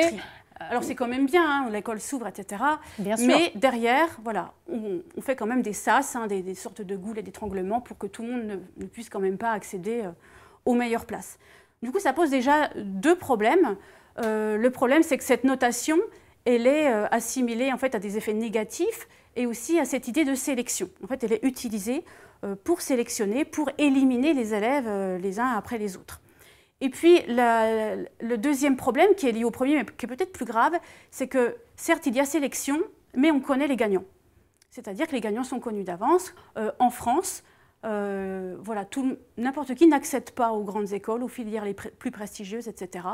Les classes favorisées sont surreprésentées dans les meilleures filières, les meilleures options, etc. C'est ce qui a amené à avoir des politiques, justement, d'égalité des chances, c'est-à-dire de discrimination positive, etc. C'était pour réouvrir un peu les goulots, hein, on est d'accord. Mais ça fait des décennies qu'on le sait et on en est quand même toujours au même point. Bon, du coup, voilà les problèmes. Juste, oui. Alors, cette notation sur 20, on se dit mais pourquoi on l'utilise, etc. Mais en fait, elle a un aspect très pratique parce qu'elle offre on va dire, une illusion d'objectivité. Vous voyez, quand vous avez reçu des notes à l'école, ben, généralement, on ne la conteste pas. On a 12, ben voilà, ben c'est parce que j'ai raté, etc. Et on voit toujours ça comme quelque chose d'immuable. Donc c'est un chiffre, en fait, une quantité qui paraît juste. On pense aussi qu'on la mérite, qu'elle soit bonne ou qu'elle soit mauvaise. On nous fait croire qu'on mérite toujours nos résultats, et ce qui n'est pas juste, en fait. Et donc ça m'amène à dégager un nouveau problème, c'est cette illusion d'objectivité en fait. Parce que ça fait 100 ans en fait que les premières études sur le sujet ont commencé à avoir lieu, et il y en a eu énormément. On sait, il n'y a pas grand monde qui le sait malheureusement, mais que les notes ne sont absolument pas fiables. C'est-à-dire que si vous obtenez une note là au collège en maths aujourd'hui avec votre professeur, si pour la même évaluation, vous allez dans le collège à côté, vous n'aurez pas la même note. Si pour la même évaluation, vous changez juste de prof, vous prenez le prof de la classe à côté, etc., vous n'avez pas la même. Si c'est Louisa qui avait fait exactement la même production que moi, elle n'aurait pas la même note que moi. C'est pas une science exacte. Non, ce n'est pas du tout une science exacte. Mais voilà. Oui, c'est pour ça que je cite les mathématiques. Je ne vous parle pas de la philo. Même en mathématiques, ça peut changer. C'est ça que vous êtes en train de dire. Au baccalauréat, par exemple, il y a des écarts de points énormes pour des mêmes copies. Alors qu'il y a un barème, etc. On se dit quand même, les maths, c'est juste et faux. Eh bien non. Il y a des écarts jusqu'à 8 ou 9 points entre des copies sur 20 de mathématiques. Donc c'est quelque chose qui n'est pas juste du tout. Et du coup, le problème, pour conclure sur cette question-là, c'est que la notation, elle est à l'origine de prises de décision qui sont extrêmement importantes puisque les élèves y jouent leur vie, en fait. Ça va décider de leur orientation, de leur parcours scolaire, voire de leur choix de métier plus tard, etc. En fait, on base l'avenir des élèves sur cette base chiffrée. Sur des nombres qui, en fait, ne sont pas fiables. Et en plus, on nous fait croire que c'est juste, et on y croit. On nous fait croire qu'on le mérite, et en fait, eh bien non, pas du tout. Et les profs aussi, quelque part, croient qu'ils sont justes, non? Enfin, oui. J'imagine. Mais après, de notre côté, si l'enseignant ne croyait pas à la justesse de ses notes, ce serait très compliqué pour lui. Oui. Mais c'est vrai est-ce qu'il a conscience de ses biais? Alors, pas tous, parce qu'il y a très peu de formation à l'évaluation. Il faudrait être formé à l'évaluation, voilà. en fait. Mais bon, vous savez, la formation des enseignants, elle est de plus en plus réduite. Et souvent, on est formé pour faire apprendre, enseigner, et malheureusement pas pour évaluer. Donc voilà, ça pose quand même certains problèmes. Et puis, on a aussi cette idée du mérite. Vous voyez, qui est très problématique, puisque finalement, dans notre système, eh bien, les plus méritants seraient en fait les élèves issus de classes favorisées, puisque ce sont eux qui vont dans les filières les plus prestigieuses, etc. Donc, est-ce que ce sont eux qui méritent vraiment ces places-là? Est-ce qu'ils ont plus travaillé que les autres, etc. Oui, en fait, ça pose énormément de questions. Et ce qui est intéressant aussi, c'est que la notation, et encore une fois, là je vous cite, c'est ce que vous m'aviez dit quand on a préparé ensemble, c'est que la notation hiérarchise les gens. Et donc, en fait, quelque part, elle permet de veiller à ce que chacun reste à sa place, quoi. Oui, c'est ça. C'est un statu quo social. Voilà. Donc, en fait, voilà, elle traduit vraiment ce caractère élitiste dans une école, mais en fait, qui ne le dit pas. Voilà le problème. Alors, vous y avez fait allusion très rapidement, vous avez fait allusion aux effets négatifs. Donc, la notation, selon vous, n'a quasiment que des effets négatifs sur les élèves comme sur les professeurs d'ailleurs. Lesquels, par exemple? Eh bien, peut-être qu'avant de parler des effets négatifs, moi, ça fait à peu près 20 ans que je travaille sur le sujet. Je n'ai jamais trouvé une étude sérieuse qui montre un effet positif. Bon, déjà, pour commencer. Alors, ça ensuite, commence bien. Les effets négatifs, il y en a plein, mais je vais essayer de vous montrer les principaux et peut-être de partir de ces croyances en fait, qui sont largement partagées par la population autour des effets de la notation. Déjà pour les bons élèves entre guillemets, hein. Donc les élèves qui ont de bons résultats, on se dit c'est plutôt bien parce que ça les récompense. Alors oui, c'est sûr, on vous donne une bonne note, vous êtes content. Mais en fait, ça a des effets pervers. Parce que peut-être que ça nous récompense, mais seulement à court terme. Et vous voyez que les élèves qui ont de très bons résultats, en fait, c'est très dur de perdre sa place. C'est-à-dire que quand vous commencez à ramener des 17 et 18 à vos parents, etc., puis tout d'un coup, vous ramenez même un 12, c'est perturbant pour les enfants, parce que les enfants, ils travaillent pour la reconnaissance de leurs parents, essentiellement. Donc, ça met en fait une pression aux élèves pour pouvoir garder leur place de bons élèves, et ça crée, je crois que c'est vous qui l'avez dit tout à l'heure, une sorte de mise en concurrence généralisée entre les élèves. C'est un peu la course à la note. Autre aspect aussi, c'est que, voilà, ça c'est des recherches en psychologie sociale qui l'ont montré, c'est que ça détourne l'attention des élèves, c'est-à-dire qu'ils vont travailler pour être performants, pour ce résultat-là, et finalement se détourner de ce qui est plus important, c'est-à-dire les apprentissages, qu'est-ce qu'on doit apprendre, pourquoi on est là, etc. Oui, ils travaillent pour la note, en n'ayant plus aucun plaisir d'apprendre et voilà. Pour être premier, pour la note, alors après ça va dépendre des élèves, etc. Mais vraiment, il y a des effets pervers qui en fait, qui se développent à long terme en fait, et qui vont faire que les élèves ne travaillent que pour le résultat. Alors à l'inverse, on a aussi un autre effet pour cette fois-ci les élèves qui sont en difficulté. Alors on entend souvent même des enseignants qui disent bah voilà, il a eu une mauvaise note, ça va le secouer, il va se mettre au boulot, etc. Et alors ça, c'est totalement faux. En fait, c'est même plutôt cassant, c'est démoralisant. Enfin, quand vous avez un mauvais résultat, alors généralement, à la prochaine évaluation, vous aurez à nouveau un mauvais résultat, vous n'allez pas vous révéler d'un coup comme ça. Et en fait, cette succession d'expériences d'échecs fait qu'à un moment donné, on lâche, en fait. On est complètement démotivé. Et donc ça se traduit par, on parlait d'anxiété, etc. Il faut savoir que voilà, les enquêtes montrent qu'on a des élèves qui sont parmi les plus anxieux. Et la cause première de leur anxiété, c'est les évaluations à l'école. Ça débouche aussi sur des comportements déviants. C'est-à-dire que les élèves à qui on met sans arrêt des mauvais résultats, etc., eh bien, ils finissent par faire autre chose. C'est-à-dire qu'ils ont très bien intériorisé que de toute façon, ils sont nuls, puisqu'on n'arrête pas de leur rappeler qu'ils sont nuls. Et ce sont des élèves, on le voit dans le processus de décrochage, par exemple, qui commencent quasiment tout le temps par des résultats scolaires difficiles, eh bien, ils vont se mettre à avoir des problèmes de comportement. Ils vont commencer à rendre copie blanche.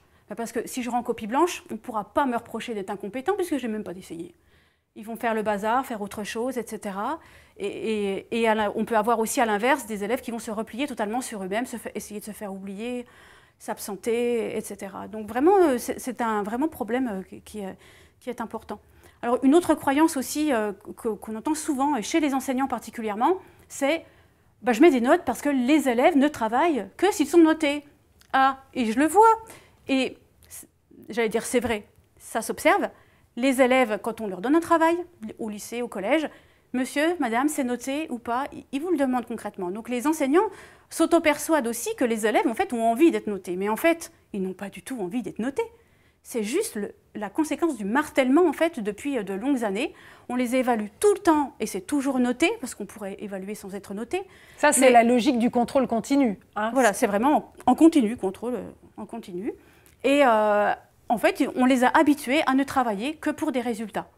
Donc le jour où ce n'est pas noté, ben, ils peuvent souffler un peu et du coup l'enseignant a l'impression qu'ils ne travaillent plus.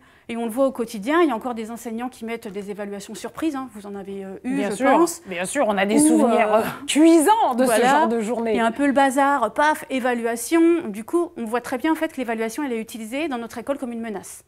Voilà, c'est attention. Peut-être même un côté disciplinaire, finalement. Oui, c'est un peu la politique du bâton et de la carotte. Et c'est attention, voilà, si tu ne te comportes pas bien, si tu ne travailles pas, il y a l'évaluation. Fais attention. Donc voilà un petit peu... donc on a, en fait beaucoup d'effets en fait, qui sont non perçus en fait, sur cet usage de la notation, alors qui pourraient être atténués si on ne changeait pas le système, etc., en ayant moins d'évaluations notées. Mais là, il faut savoir qu'à peu près, des élèves en France, en collège-lycée, ont entre, on va dire, en moyenne 130 notes par an. Vous voyez, c'est quasiment une par jour. Hein. C'est quasiment une par jour. C'est énorme. Donc c'est une pression permanente, en fait. Et parfois 2, 3 évaluations la même journée, même si c'est une évaluation sur 5, puis il y a le jeu des coefficients, il y a les grosses évals, etc. Donc quand ils vous en parlent, c'est quelque chose de très important. Et surtout, toutes les erreurs sont sanctionnées. Voilà. En fait, cette frénésie évaluative, hein, dont parle notre collègue Charles Hadji, en fait, elle aboutit au fait qu'on n'a jamais le temps de souffler, qu'on n'a pas le temps d'apprendre, parce que tout de suite on a évalué et ça compte, et dès qu'on fait des erreurs, c'est sanctionné. Et on a, voilà, nos élèves français, en fait, sont vraiment habitués à ça, et on sait aussi qu'ils préfèrent, par exemple, ne pas répondre à une question plutôt que risquer de se tromper, tellement ils ont l'habitude de se faire sanctionner, comme l'a dit Louisa, exemple typique, c'est la dictée, dès que tu fais une faute, tu as -1, etc. Alors, j'aime bien parce qu'on est en train quand même de lever beaucoup de loups, hein, on va dire, et notamment donc des choses qui nous paraissent tellement naturelles, et là, on se rend compte que c'est pas naturel du tout et que ça a des graves conséquences. La notation sur 20 en est une, il y a la moyenne. Ah. Alors, la moyenne.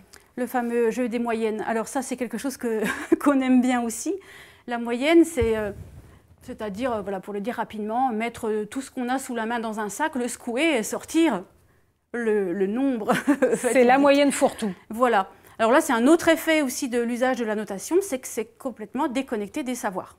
Donc on a montré tout à l'heure l'importance des savoirs à l'école, mais en fait, la notation ne traduit absolument pas le sens de ce qui a été appris. Demander à un élève, il a eu 13, et alors, qu'est-ce que tu sais faire? Quelles sont tes erreurs? Qu'est-ce que tu dois apprendre à faire pour être meilleur la prochaine fois?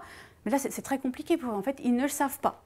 Ils ne savent pas et on est vraiment dans une logique un peu d'évaluation poubelle, évaluation chasse d'eau, comme on dit, c'est-à-dire on est évalué et immédiatement après, que font les élèves de leur copie? Poubelle ou à la fin du classeur, et ils n'y reviennent jamais. Alors que ça devrait plutôt être le début de quelque chose, en fait. Mais non, nous, on le considère comme étant toujours la fin de quelque chose. Ça, c'est fait, hop, on met de côté. Voilà. Et donc, la moyenne est très problématique parce que, eh bien, on met tout dans le même sac. Et on le voit, par exemple, au conseil de classe, où on regarde la moyenne des notes. On n'a pas le temps, donc on passe parfois 1 minute sur un élève, peut-être 2, 3 sur un autre, etc. Mais on n'a pas le temps d'entrer les détails. Et c'est cette moyenne qui va faire qu'on va prendre une décision sans tenir compte du projet de l'élève, par exemple. On ne demande même pas son avis, de ses aspirations. Il ne peut pas non plus dire ce qui s'est passé, etc. Il y a peut-être des problèmes relationnels avec certains enseignants. Voilà, tout ça, ça passe à la trappe et on se base sur ces fameuses moyennes. Et comme ce sont des moyennes fourre-tout, finalement, ça rend un peu illisible la réalité de l'élève et de son parcours. Voilà. C'est intéressant, là encore, hein, en lisant les uns et les autres, j'ai compris que, notamment, par exemple, en Grande-Bretagne, ça ne se passe pas comme ça. On a quand même des différenciations entre les matières. Et effectivement, concernant l'orientation pour le futur donc, de l'élève, il n'y a pas une espèce d'épée de Damoclès qui tombe et puis voilà. C'est pas joué d'avance. L'élève peut véritablement, il peut négocier, il peut argumenter, reprendre des cours si finalement il veut aller vers une orientation, il était plutôt faible. Eh bien, voilà. Mais tout n'est pas, la porte n'est pas totalement fermée. Alors que je précise ça parce que encore une fois, on peut se dire, oui, la notation sur 1, comment tu veux faire autrement? La moyenne fourre-tout, oui, mais comment tu veux faire autrement? Et on se rend compte, oui, mais ça existe autrement. Absolument. C'est nous, en fait, qui sommes l'exception. Voilà. C'est fou. Alors, on est donc toujours sur cette logique de contrôle continu, avec toutes ces erreurs qui sont sanctionnées, cette pression, cette anxiété, le fait que, finalement, ils ont plus peur d'échouer que de vraiment goûter au plaisir d'apprendre. Il y a vraiment tout ça dans le quotidien de l'élève. Vous y avez fait allusion très vite, Louisa, en parlant donc de la Finlande, qui finalement a réussi à montrer que la performance et la justice sociale, ça pouvait finalement aller ensemble. Est-ce que vous voulez aller un petit peu plus loin sur justement ce que ça induit en termes de comparaison sociale, de choses comme ça? Oui, c'est-à-dire que, en fait, la comparaison sociale, Voilà. C'est une notion en fait, c'est présent dans tout notre quotidien. On est toujours en train de se comparer aux autres, ça fait partie de l'être humain. Seulement, c'est quelque chose qui peut être très bénéfique, mais si c'est spontané. C'est-à-dire que spontanément, dans une situation, je vois quelqu'un, une personne à laquelle je peux m'identifier, c'est-à-dire qui à peu près, peut-être pour des adultes, à peu près le même statut que moi, etc. Si je me compare moi à une femme, ça marchera peut-être mieux aussi. Et du coup, je la vois en train de réussir quelque chose que moi, je ne sais pas encore faire, mais qui est pas très loin. Donc là, je peux me dire, en fait, donc tout ça c'est inconscient, ah ben, elle y arrive, moi aussi, peut-être que je peux y arriver. Et chez les enfants, c'est pareil, hein, ils s'observent énormément, les tout-petits apprennent énormément en imitant les autres. Donc la comparaison sociale a des effets très bénéfiques, mais dans des conditions très particulières. Par contre, le problème que l'on rencontre à l'école, c'est que cette comparaison sociale, elle est pas spontanée, elle est forcée. Et c'est l'évaluation qui, en fait, vous voyez, les élèves comparent leurs notes, bah oui, c'est facile. En fait, on leur donne tous les outils pour pouvoir se comparer les uns aux autres. Et en fait, elle est hyper néfaste. Parce que du coup, l'autre apparaît cette fois-ci comme une menace. Parce que comme Roger François l'a dit tout à l'heure, notre système, c'est un peu... ça paraît pas réel d'imaginer que tout le monde réussisse, en fait. On se dit, bah non, c'est pas possible. Vous voyez, c'est comme le baccalauréat. Enfin, c'est pas normal. On y reviendra d'ailleurs. Voilà. Revenir, oui. Mais voilà, ça paraît louche en fait, d'un coup. Et donc cette comparaison qui est créée par les systèmes d'évaluation, eh bien, elle a vraiment des effets négatifs pour les enfants. C'est très intéressant parce que vous y avez fait allusion très rapidement, là, Lucie, c'est qu'effectivement, c'est d'abord et avant tout une expérience sociale, l'école. Et c'est là où, justement, l'enfant, peu à peu, va construire son identité sociale et la manière qu'il a d'interagir avec l'autre.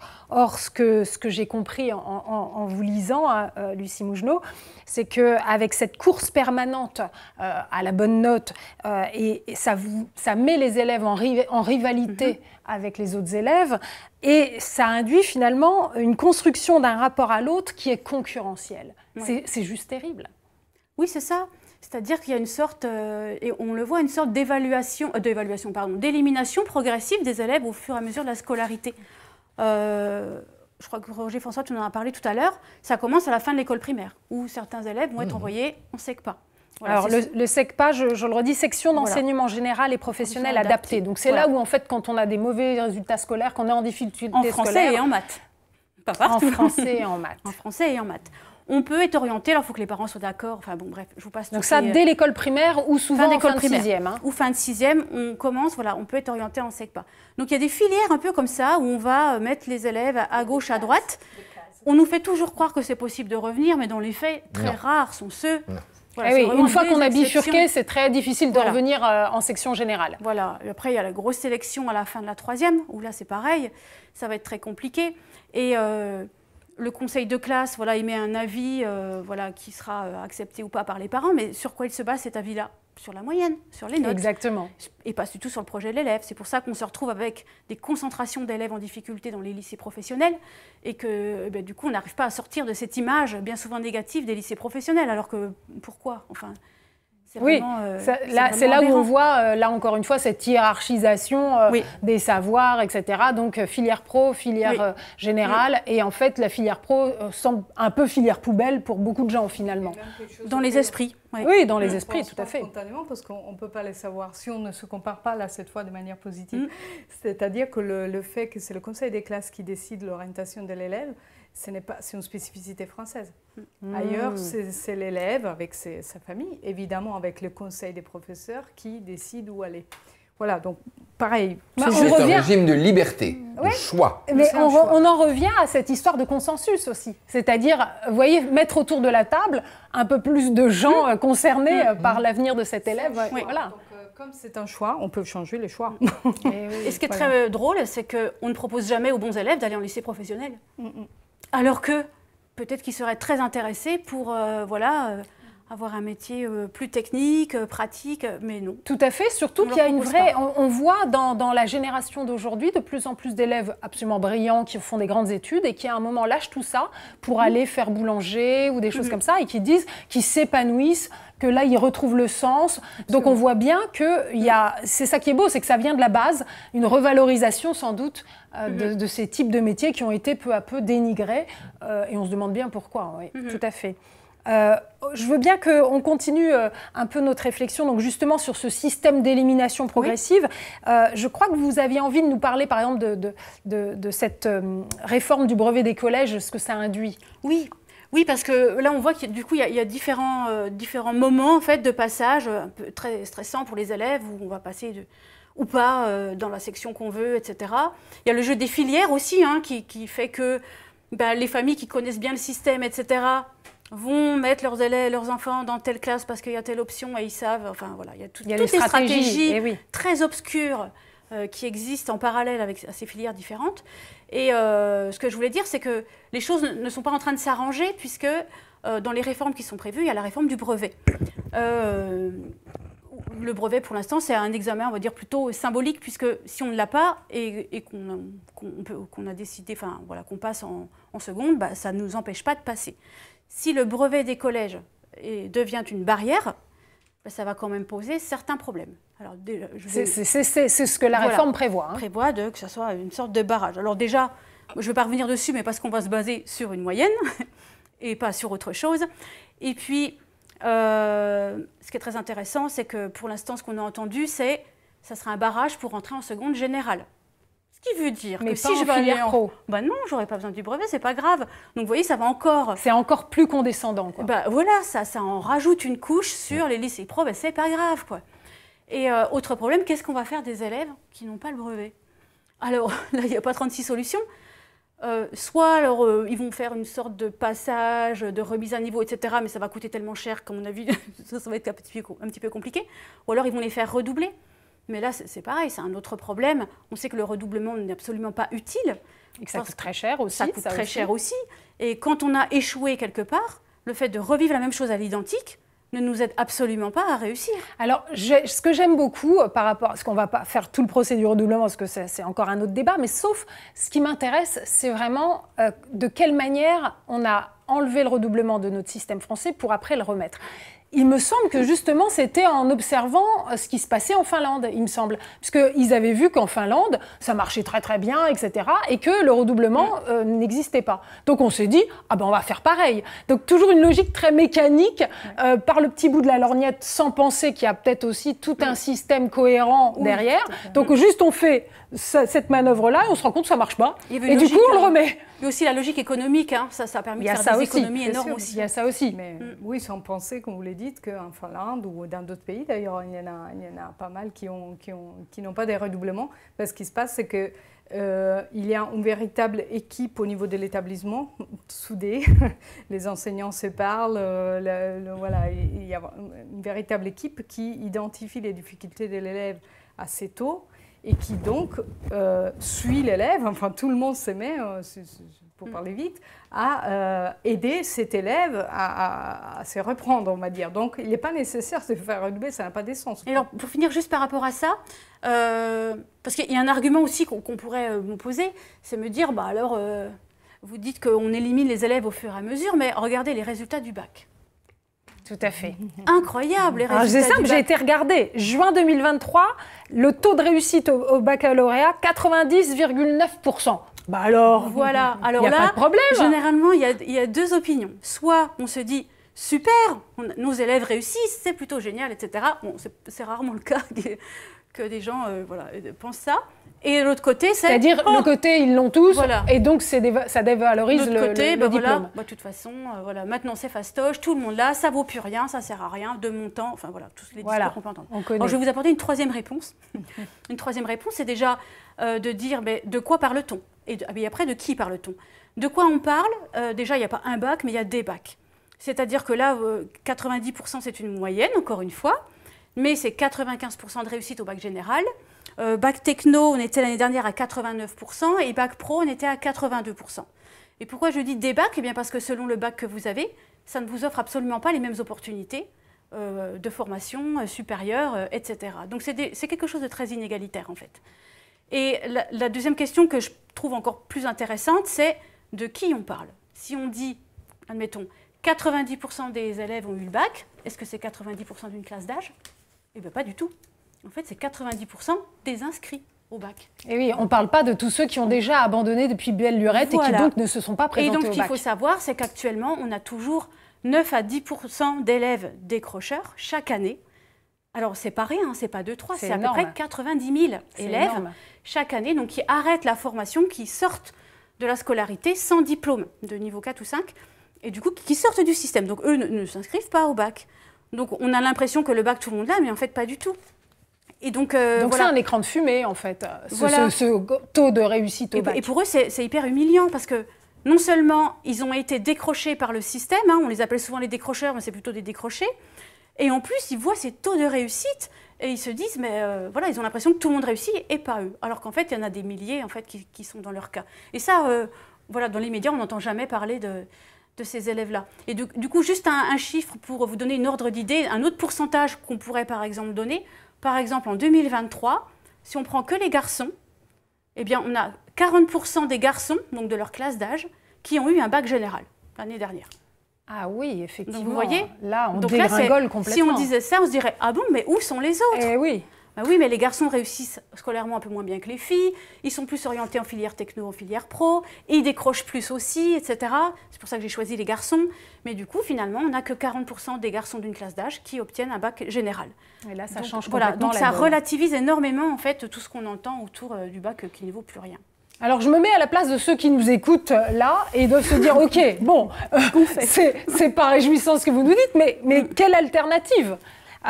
Et c'est là où je pense que c'est très important de se dire, parce qu'on n'est pas là pour faire les naïfs, etc. On veut véritablement essayer de montrer qu'on peut faire bien mieux. C'est ça qui est réjouissant. On est dans un système mondialisé. Donc, il faut veiller à ce que les enfants d'aujourd'hui puissent avoir un destin à l'international, si tel était leur souhait plus tard. Donc, l'idée, c'est vraiment de ne pas les exclure du système, de s'assurer de ne leur fermer aucune porte ici ou ailleurs, hein, pour leur futur. Or, ce qui est pris en compte dans les écoles et les universités partout dans le monde, c'est le carnet de notes. Alors, comment on fait, Lucie Mougenot ? Comment on fait ? Vaste question. Déjà, la question, moi, j'aime bien poser, c'est à partir de quand on commence ? Est-ce qu'on, par exemple, à partir de quand on commence à noter, c'est ça que vous voulez dire. À partir de quand on commence à les préparer à un avenir international, etc. Voilà, à être en classe prépa, etc.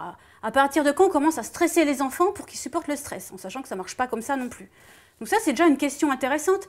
Et on se rend compte qu'en France, en fait, on a tendance aussi à toujours vouloir préparer à la suite. L'école maternelle est très influencée par l'école élémentaire. À l'école élémentaire, on est influencé par ce qui va se passer au collège, etc. Dès la 6e, on dit attention, il y a le brevet. Et donc, on est tout le temps en train de stresser les enfants par un truc qu'ils vont vivre dans quelques années, etc. Par exemple, les notes, au cycle 3, je veux dire à l'école primaire, donc CM1, CM2, il y a des enseignants, il y a encore à peu près un tiers des écoles qui mettent des notes aux enfants. Quand on leur demande pourquoi aux enseignants, la réponse qu'ils vous font, c'est parce qu'ils vont en avoir au collège. Mais donc, si j'en mets au CM2, j'en mets aussi en CM1, puisque c'est le même cycle. Et du coup, on n'arrive pas à s'en sortir. Moi, je propose qu'on note pendant qu'on est enceinte. Hein, voilà, il faut le préparer pour quand il va sortir. Voilà. C'est une bonne idée. Voilà, mais du coup, une des premières pistes déjà, c'est diminuer en fait ce côté quantitatif, mesurable, qui a l'air fiable, objectif, etc. Et le repousser assez tardivement, parce qu'on n'a pas besoin de stresser les gens comme ça avec ça. Par exemple, en Norvège, il n'y a pas de notes avant 13 ans. Il n'y a pas de notes avant 13 ans. Et à partir de 13 ans, vous allez me dire après, mais il y a quoi? À partir de 13 ans, il y a des notes, mais sur 6 points. Alors là, c'est pareil, une échelle de 6, ce n'est pas comme une échelle de 20. Puis en plus, nous, on met des demi-points, des quarts de points, des notes négatives en classe prépa. Enfin, vous voyez, on aime bien hiérarchiser tout. Mais si on ne met pas de notes, donc là, on va rentrer en fait dans une optique beaucoup plus formative et qualitative. Et c'est là que ça va être intéressant. C'est-à-dire qu'on va faire des retours aux élèves très concrets sur ce qu'ils ont réussi à faire, ce qu'ils ont appris, quelles étaient leurs erreurs, qu'est-ce qu'ils pourraient faire la prochaine fois, qu'est-ce qu'ils doivent retravailler, etc. Et tout à l'heure, je disais que ça devrait être le début de quelque chose. Voilà où on en est. À la fin d'une évaluation, je devrais pouvoir avoir un retour très constructif.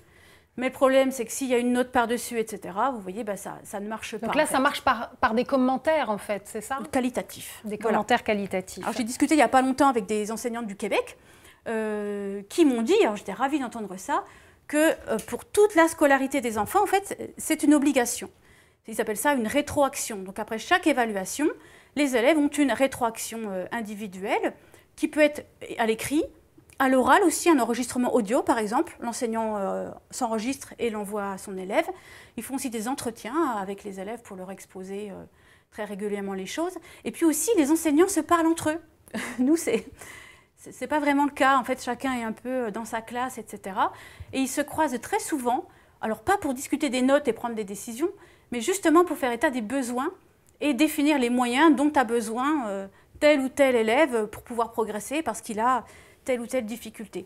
Donc vous voyez, il faudrait essayer de passer d'un versant très quantitatif à un versant plutôt qualitatif en fait. On en revient toujours à ça, hein, finalement. Voilà, finalement. Et je sais qu'à un moment, justement, pour privilégier un système qui donne une meilleure vision du parcours de l'élève, vous parlez de la pédagogie de projet. Oui, alors la pédagogie de projet, ça serait une façon, évaluer les élèves lors de pédagogie de projet. En fait, ça résout de nombreux problèmes. C'est-à-dire qu'il y a un aboutissement concret à la fin. Un projet, c'est quand j'ai une réalisation, etc.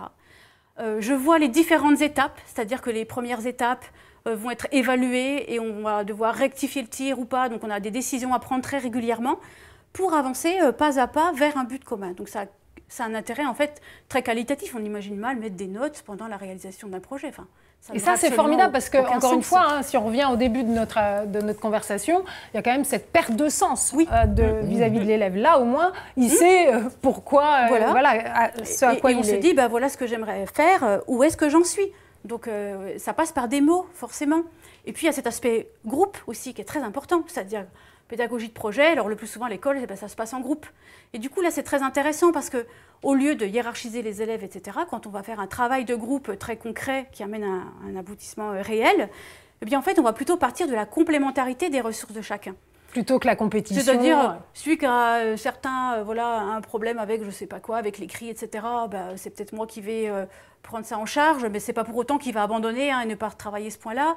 Mais lui, il sera peut-être brillant dans la communication orale et lui les contenus mathématiques. Et donc chacun va apporter sa pierre à l'édifice et au final tout le monde contribue au projet commun. Mais en fait c'est ce qui se passe quand on est adulte. On n'est pas excellent partout et au travail, En fait ça rejoint la notion de compétence, c'est-à-dire que pour être compétent, eh bien c'est utiliser nos propres ressources mais aussi des ressources extérieures. Voilà. Et c'est un petit peu aussi une autre piste pour faire évoluer l'évaluation en France, c'est aussi permettre aux élèves d'utiliser des aides. Alors ça, quand vous parlez de ça aux enseignants, ils sont au bord du gouffre en fait. Ça paraît surréaliste, par exemple, pour les enseignants avoir français. Le droit d'utiliser sa leçon pendant une évaluation. Ah non, c'est de la triche qu'on va vous dire. Mais en fait, au Québec par exemple, les enfants ont le droit. Parce que si je ne me rappelle pas, quel est l'intérêt de tout savoir par cœur? Surtout que généralement on l'apprend 5 minutes avant. Et ça, c'est intéressant parce que de toute façon, dans le monde dans lequel on vit, où on est toujours connecté, nous-mêmes en tant qu'adultes, évidemment qu'on est toujours en train de regarder telle ou telle réponse, on ne sait pas tout dans la tête. Vous allez demander à votre voisin, etc., qui va vous aider. Donc, laisser la possibilité d'avoir des interactions, offrir des aides, etc., puisque finalement, les évaluations que nos élèves vivent au quotidien, alors pas dans toutes les disciplines, mais quand même la majorité du temps, elles s'apparentent à des examens, en fait, à des mini-examens, où on n'a plus le droit de parler, on n'a plus le droit de bouger, limite on met la trousse dans le sac au cas où il y a un petit papier au fond avec les réponses. Et du coup, c'est silence total, vous voyez, en fait on dramatise vraiment l'événement évaluation, du coup 130 fois par an. C'est vrai, tout à fait. Ça crée un climat très anxiogène en fait. On va essayer ensemble de continuer de prendre la mesure de l'urgence à revoir les fondamentaux de notre système scolaire. Et pour cela, on va élargir un instant la focale, si je puis dire. Quittons un moment donc la question de la notation et interrogeons-nous sur la place du corps à l'école. Vous êtes spécialiste en matière d'éducation physique et sportive, donc je sais que vous vous intéressez beaucoup à ce sujet. Forcer des enfants, des jeunes pleins d'énergie et de vivacité, à rester assis pendant des heures et des heures, est-ce que ce n'est pas totalement aberrant ? Si, bien sûr que si, c'est même une véritable souffrance physique pour eux.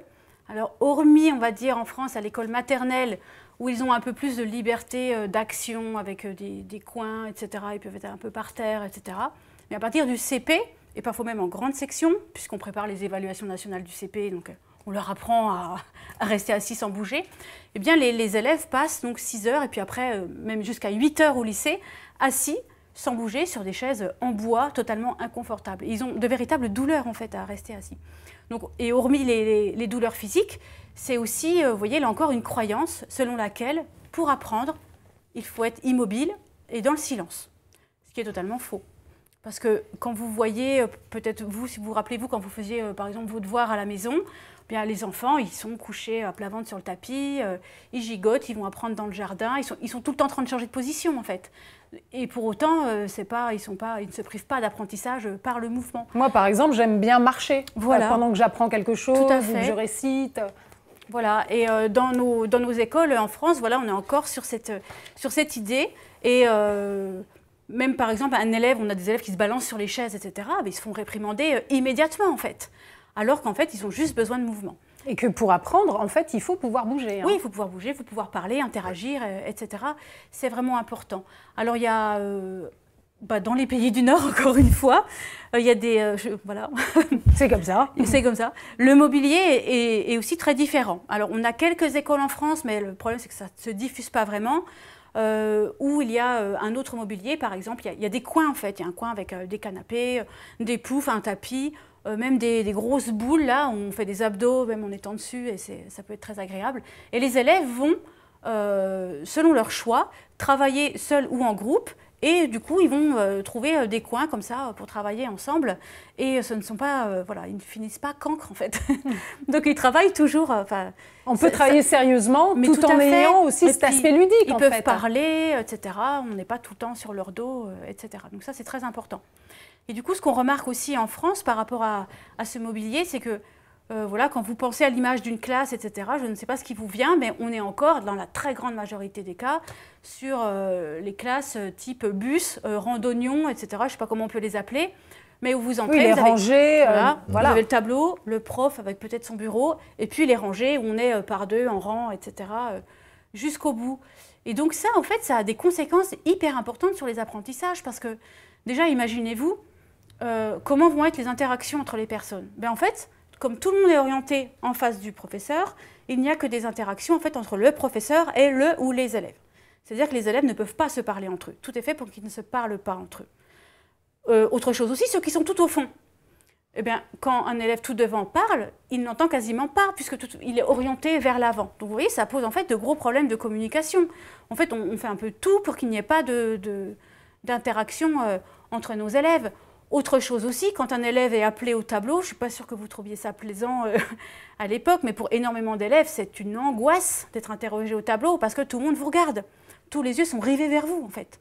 Alors que si on avait d'autres dispositions, on pourrait très bien parler avec le professeur, etc., et pas être regardé comme ça, où tout le monde attend qu'on se plante pour ricaner, etc.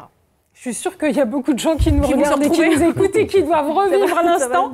C'est intéressant parce que moi, je me suis posé des questions là-dessus. Et effectivement, sur cet agencement de l'espace avec le mobilier, il y a vraiment, là encore, cette notion disciplinaire. D'abord, c'est d'abord et avant tout un agencement disciplinaire. Or, quand on a conscience que l'expérience scolaire, c'est d'abord et avant tout une expérience sociale, là encore, on se dit, il y a quelque chose qui ne va pas. Oui, c'est très contrôlant en fait. Le dispositif est fait pour que l'enseignant vous surveille et contrôle la classe. Donc, manque d'interaction sociale et grande souffrance dans le corps. Et ça, je trouve que c'est important parce que finalement, ça montre à quel point l'école d'aujourd'hui, décidément, est archaïque, que ce soit dans ses finalités ou dans ses modes opératoires. Donc il faut tout revoir, mais dans quel but? Eh bien, j'aimerais que chacun de vous, vous puissiez un petit peu vous exprimer sur, selon vous, qu'est-ce qui pourrait être l'école désirable, l'école souhaitable pour aujourd'hui et demain, pour nos enfants, pour notre société, pour le monde dans lequel on vit. Je continue avec vous, peut-être Lucie Mougenot. Le dernier point qui me tient à cœur aussi, on en a parlé tout à l'heure, c'est faire en sorte que l'école, que les différences ne soient pas le point d'arrivée, c'est-à-dire qu'on ne soit pas là pour montrer les différences entre les gens et donc en les hiérarchisant, mais que ces différences, ces singularités, elles soient prises au départ pour montrer justement la complémentarité des personnes et ça, qui sous-entend de proposer beaucoup plus de travaux collectifs, voilà, de fédérer davantage le groupe classe et de montrer que quelles que soient nos capacités, notre vécu, etc., eh bien, on peut être utile et contribuer voilà, à des productions communes ou au bien commun, etc. Finalement, ne plus avoir une juxtaposition d'élèves, mais avoir vraiment un collectif uni. C'est ça. Et ça, c'est très beau. Oui. Merci beaucoup, Lucie Mougenot. Et vous, Luisa Lombardi, quelle est votre vision? Oui, je pense que voilà, on a bien, ça se rejoint. On a bien identifié les nœuds. Donc moi, depuis que je travaille dans ce domaine, je milite contre les cases, ce que j'appelle les cases, parce que je trouve que le système français, de manière particulière, met les élèves contraint les élèves dans des cases qui sont hiérarchisées. C'est ça qui est insupportable. En plus, ce qui est insupportable aussi, c'est l'hypocrisie. Je suis désolée, enfin, je ne veux pas utiliser des mots, mais enfin, le fait que c'est souvent, comme tout le monde l'a montré, c'est passé sous silence, mais tout le monde comprend en fait, mais c'est jamais dit, et ça c'est vraiment insupportable.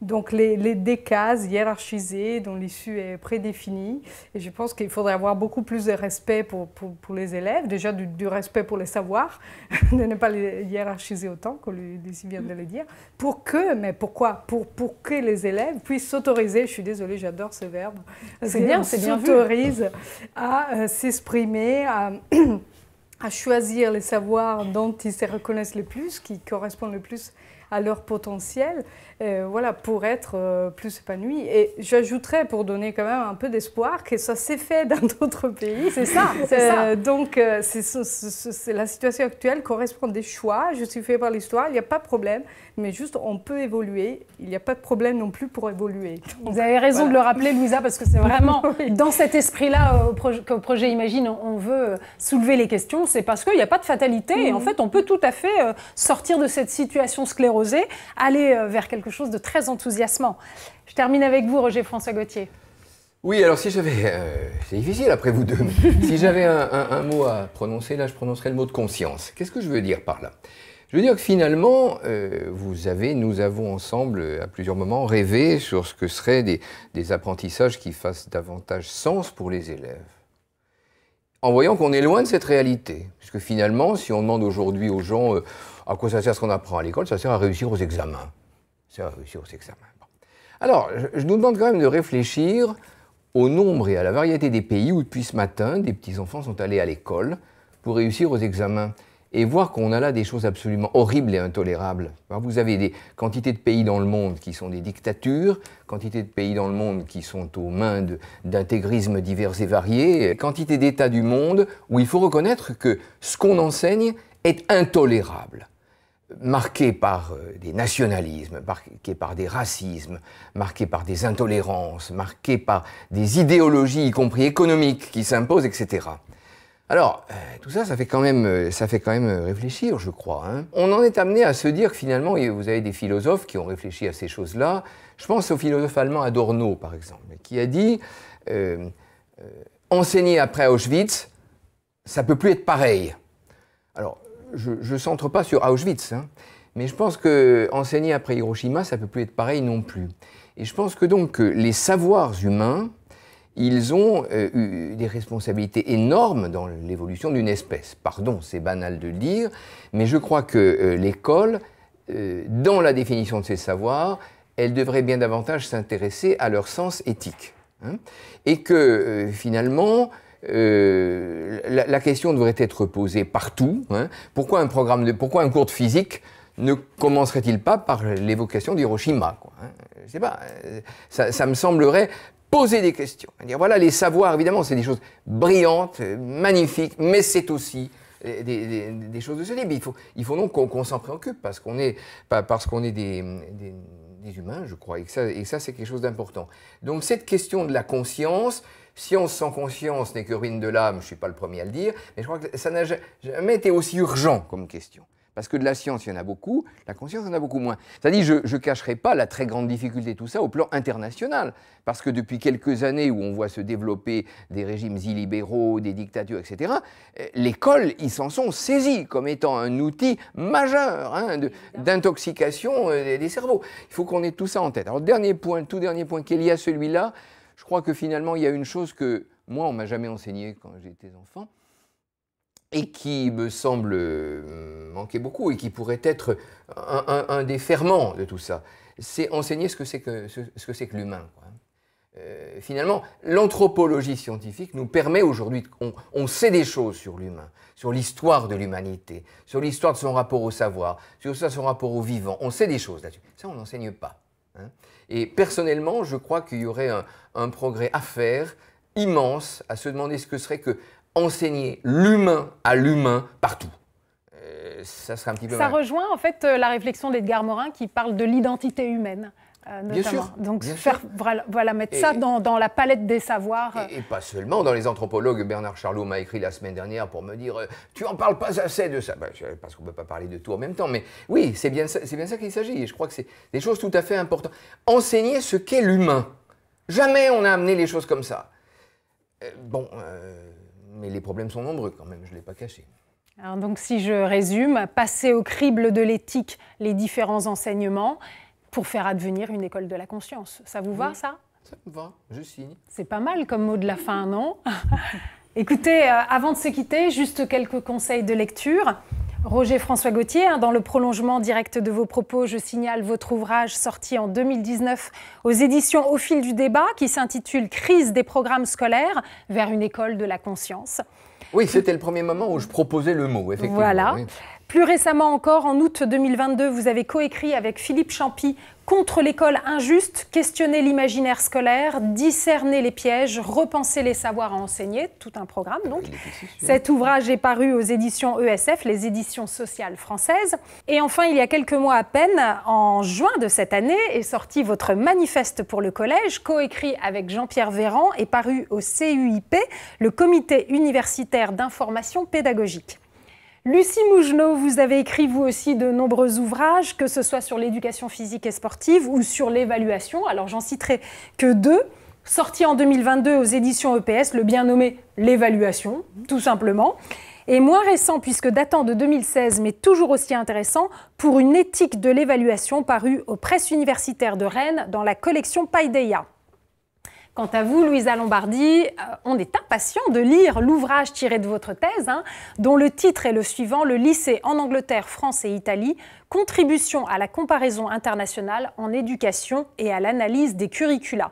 Donc ce sera édité par Septentrion, presse universitaire de Lille. Sa sortie est prévue pour la fin de l'année, normalement, ou voire début 2025. Toujours à destination de celles et ceux qui veulent en savoir plus sur ce thème du curriculum, je signale également la sortie récente d'un ouvrage universitaire que l'on peut trouver en accès libre sur le web et qui s'intitule « Les mots-clés des curricula ». Vous êtes l'auteur aussi de nombreux articles, notamment dans la fameuse revue Cahiers pédagogiques, ainsi que dans la revue Administration et éducation de l'AFAE, l'Association française des acteurs de l'éducation. Vous écrivez aussi dans des revues italiennes, je ne m'y risquerai pas, mon accent, ça ne va pas le faire. Et enfin, je recommande bien sûr vos interventions respectives sur le blog du SICUR.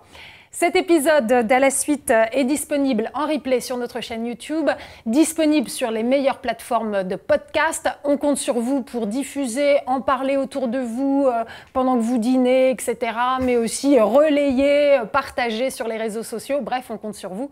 Merci à tous.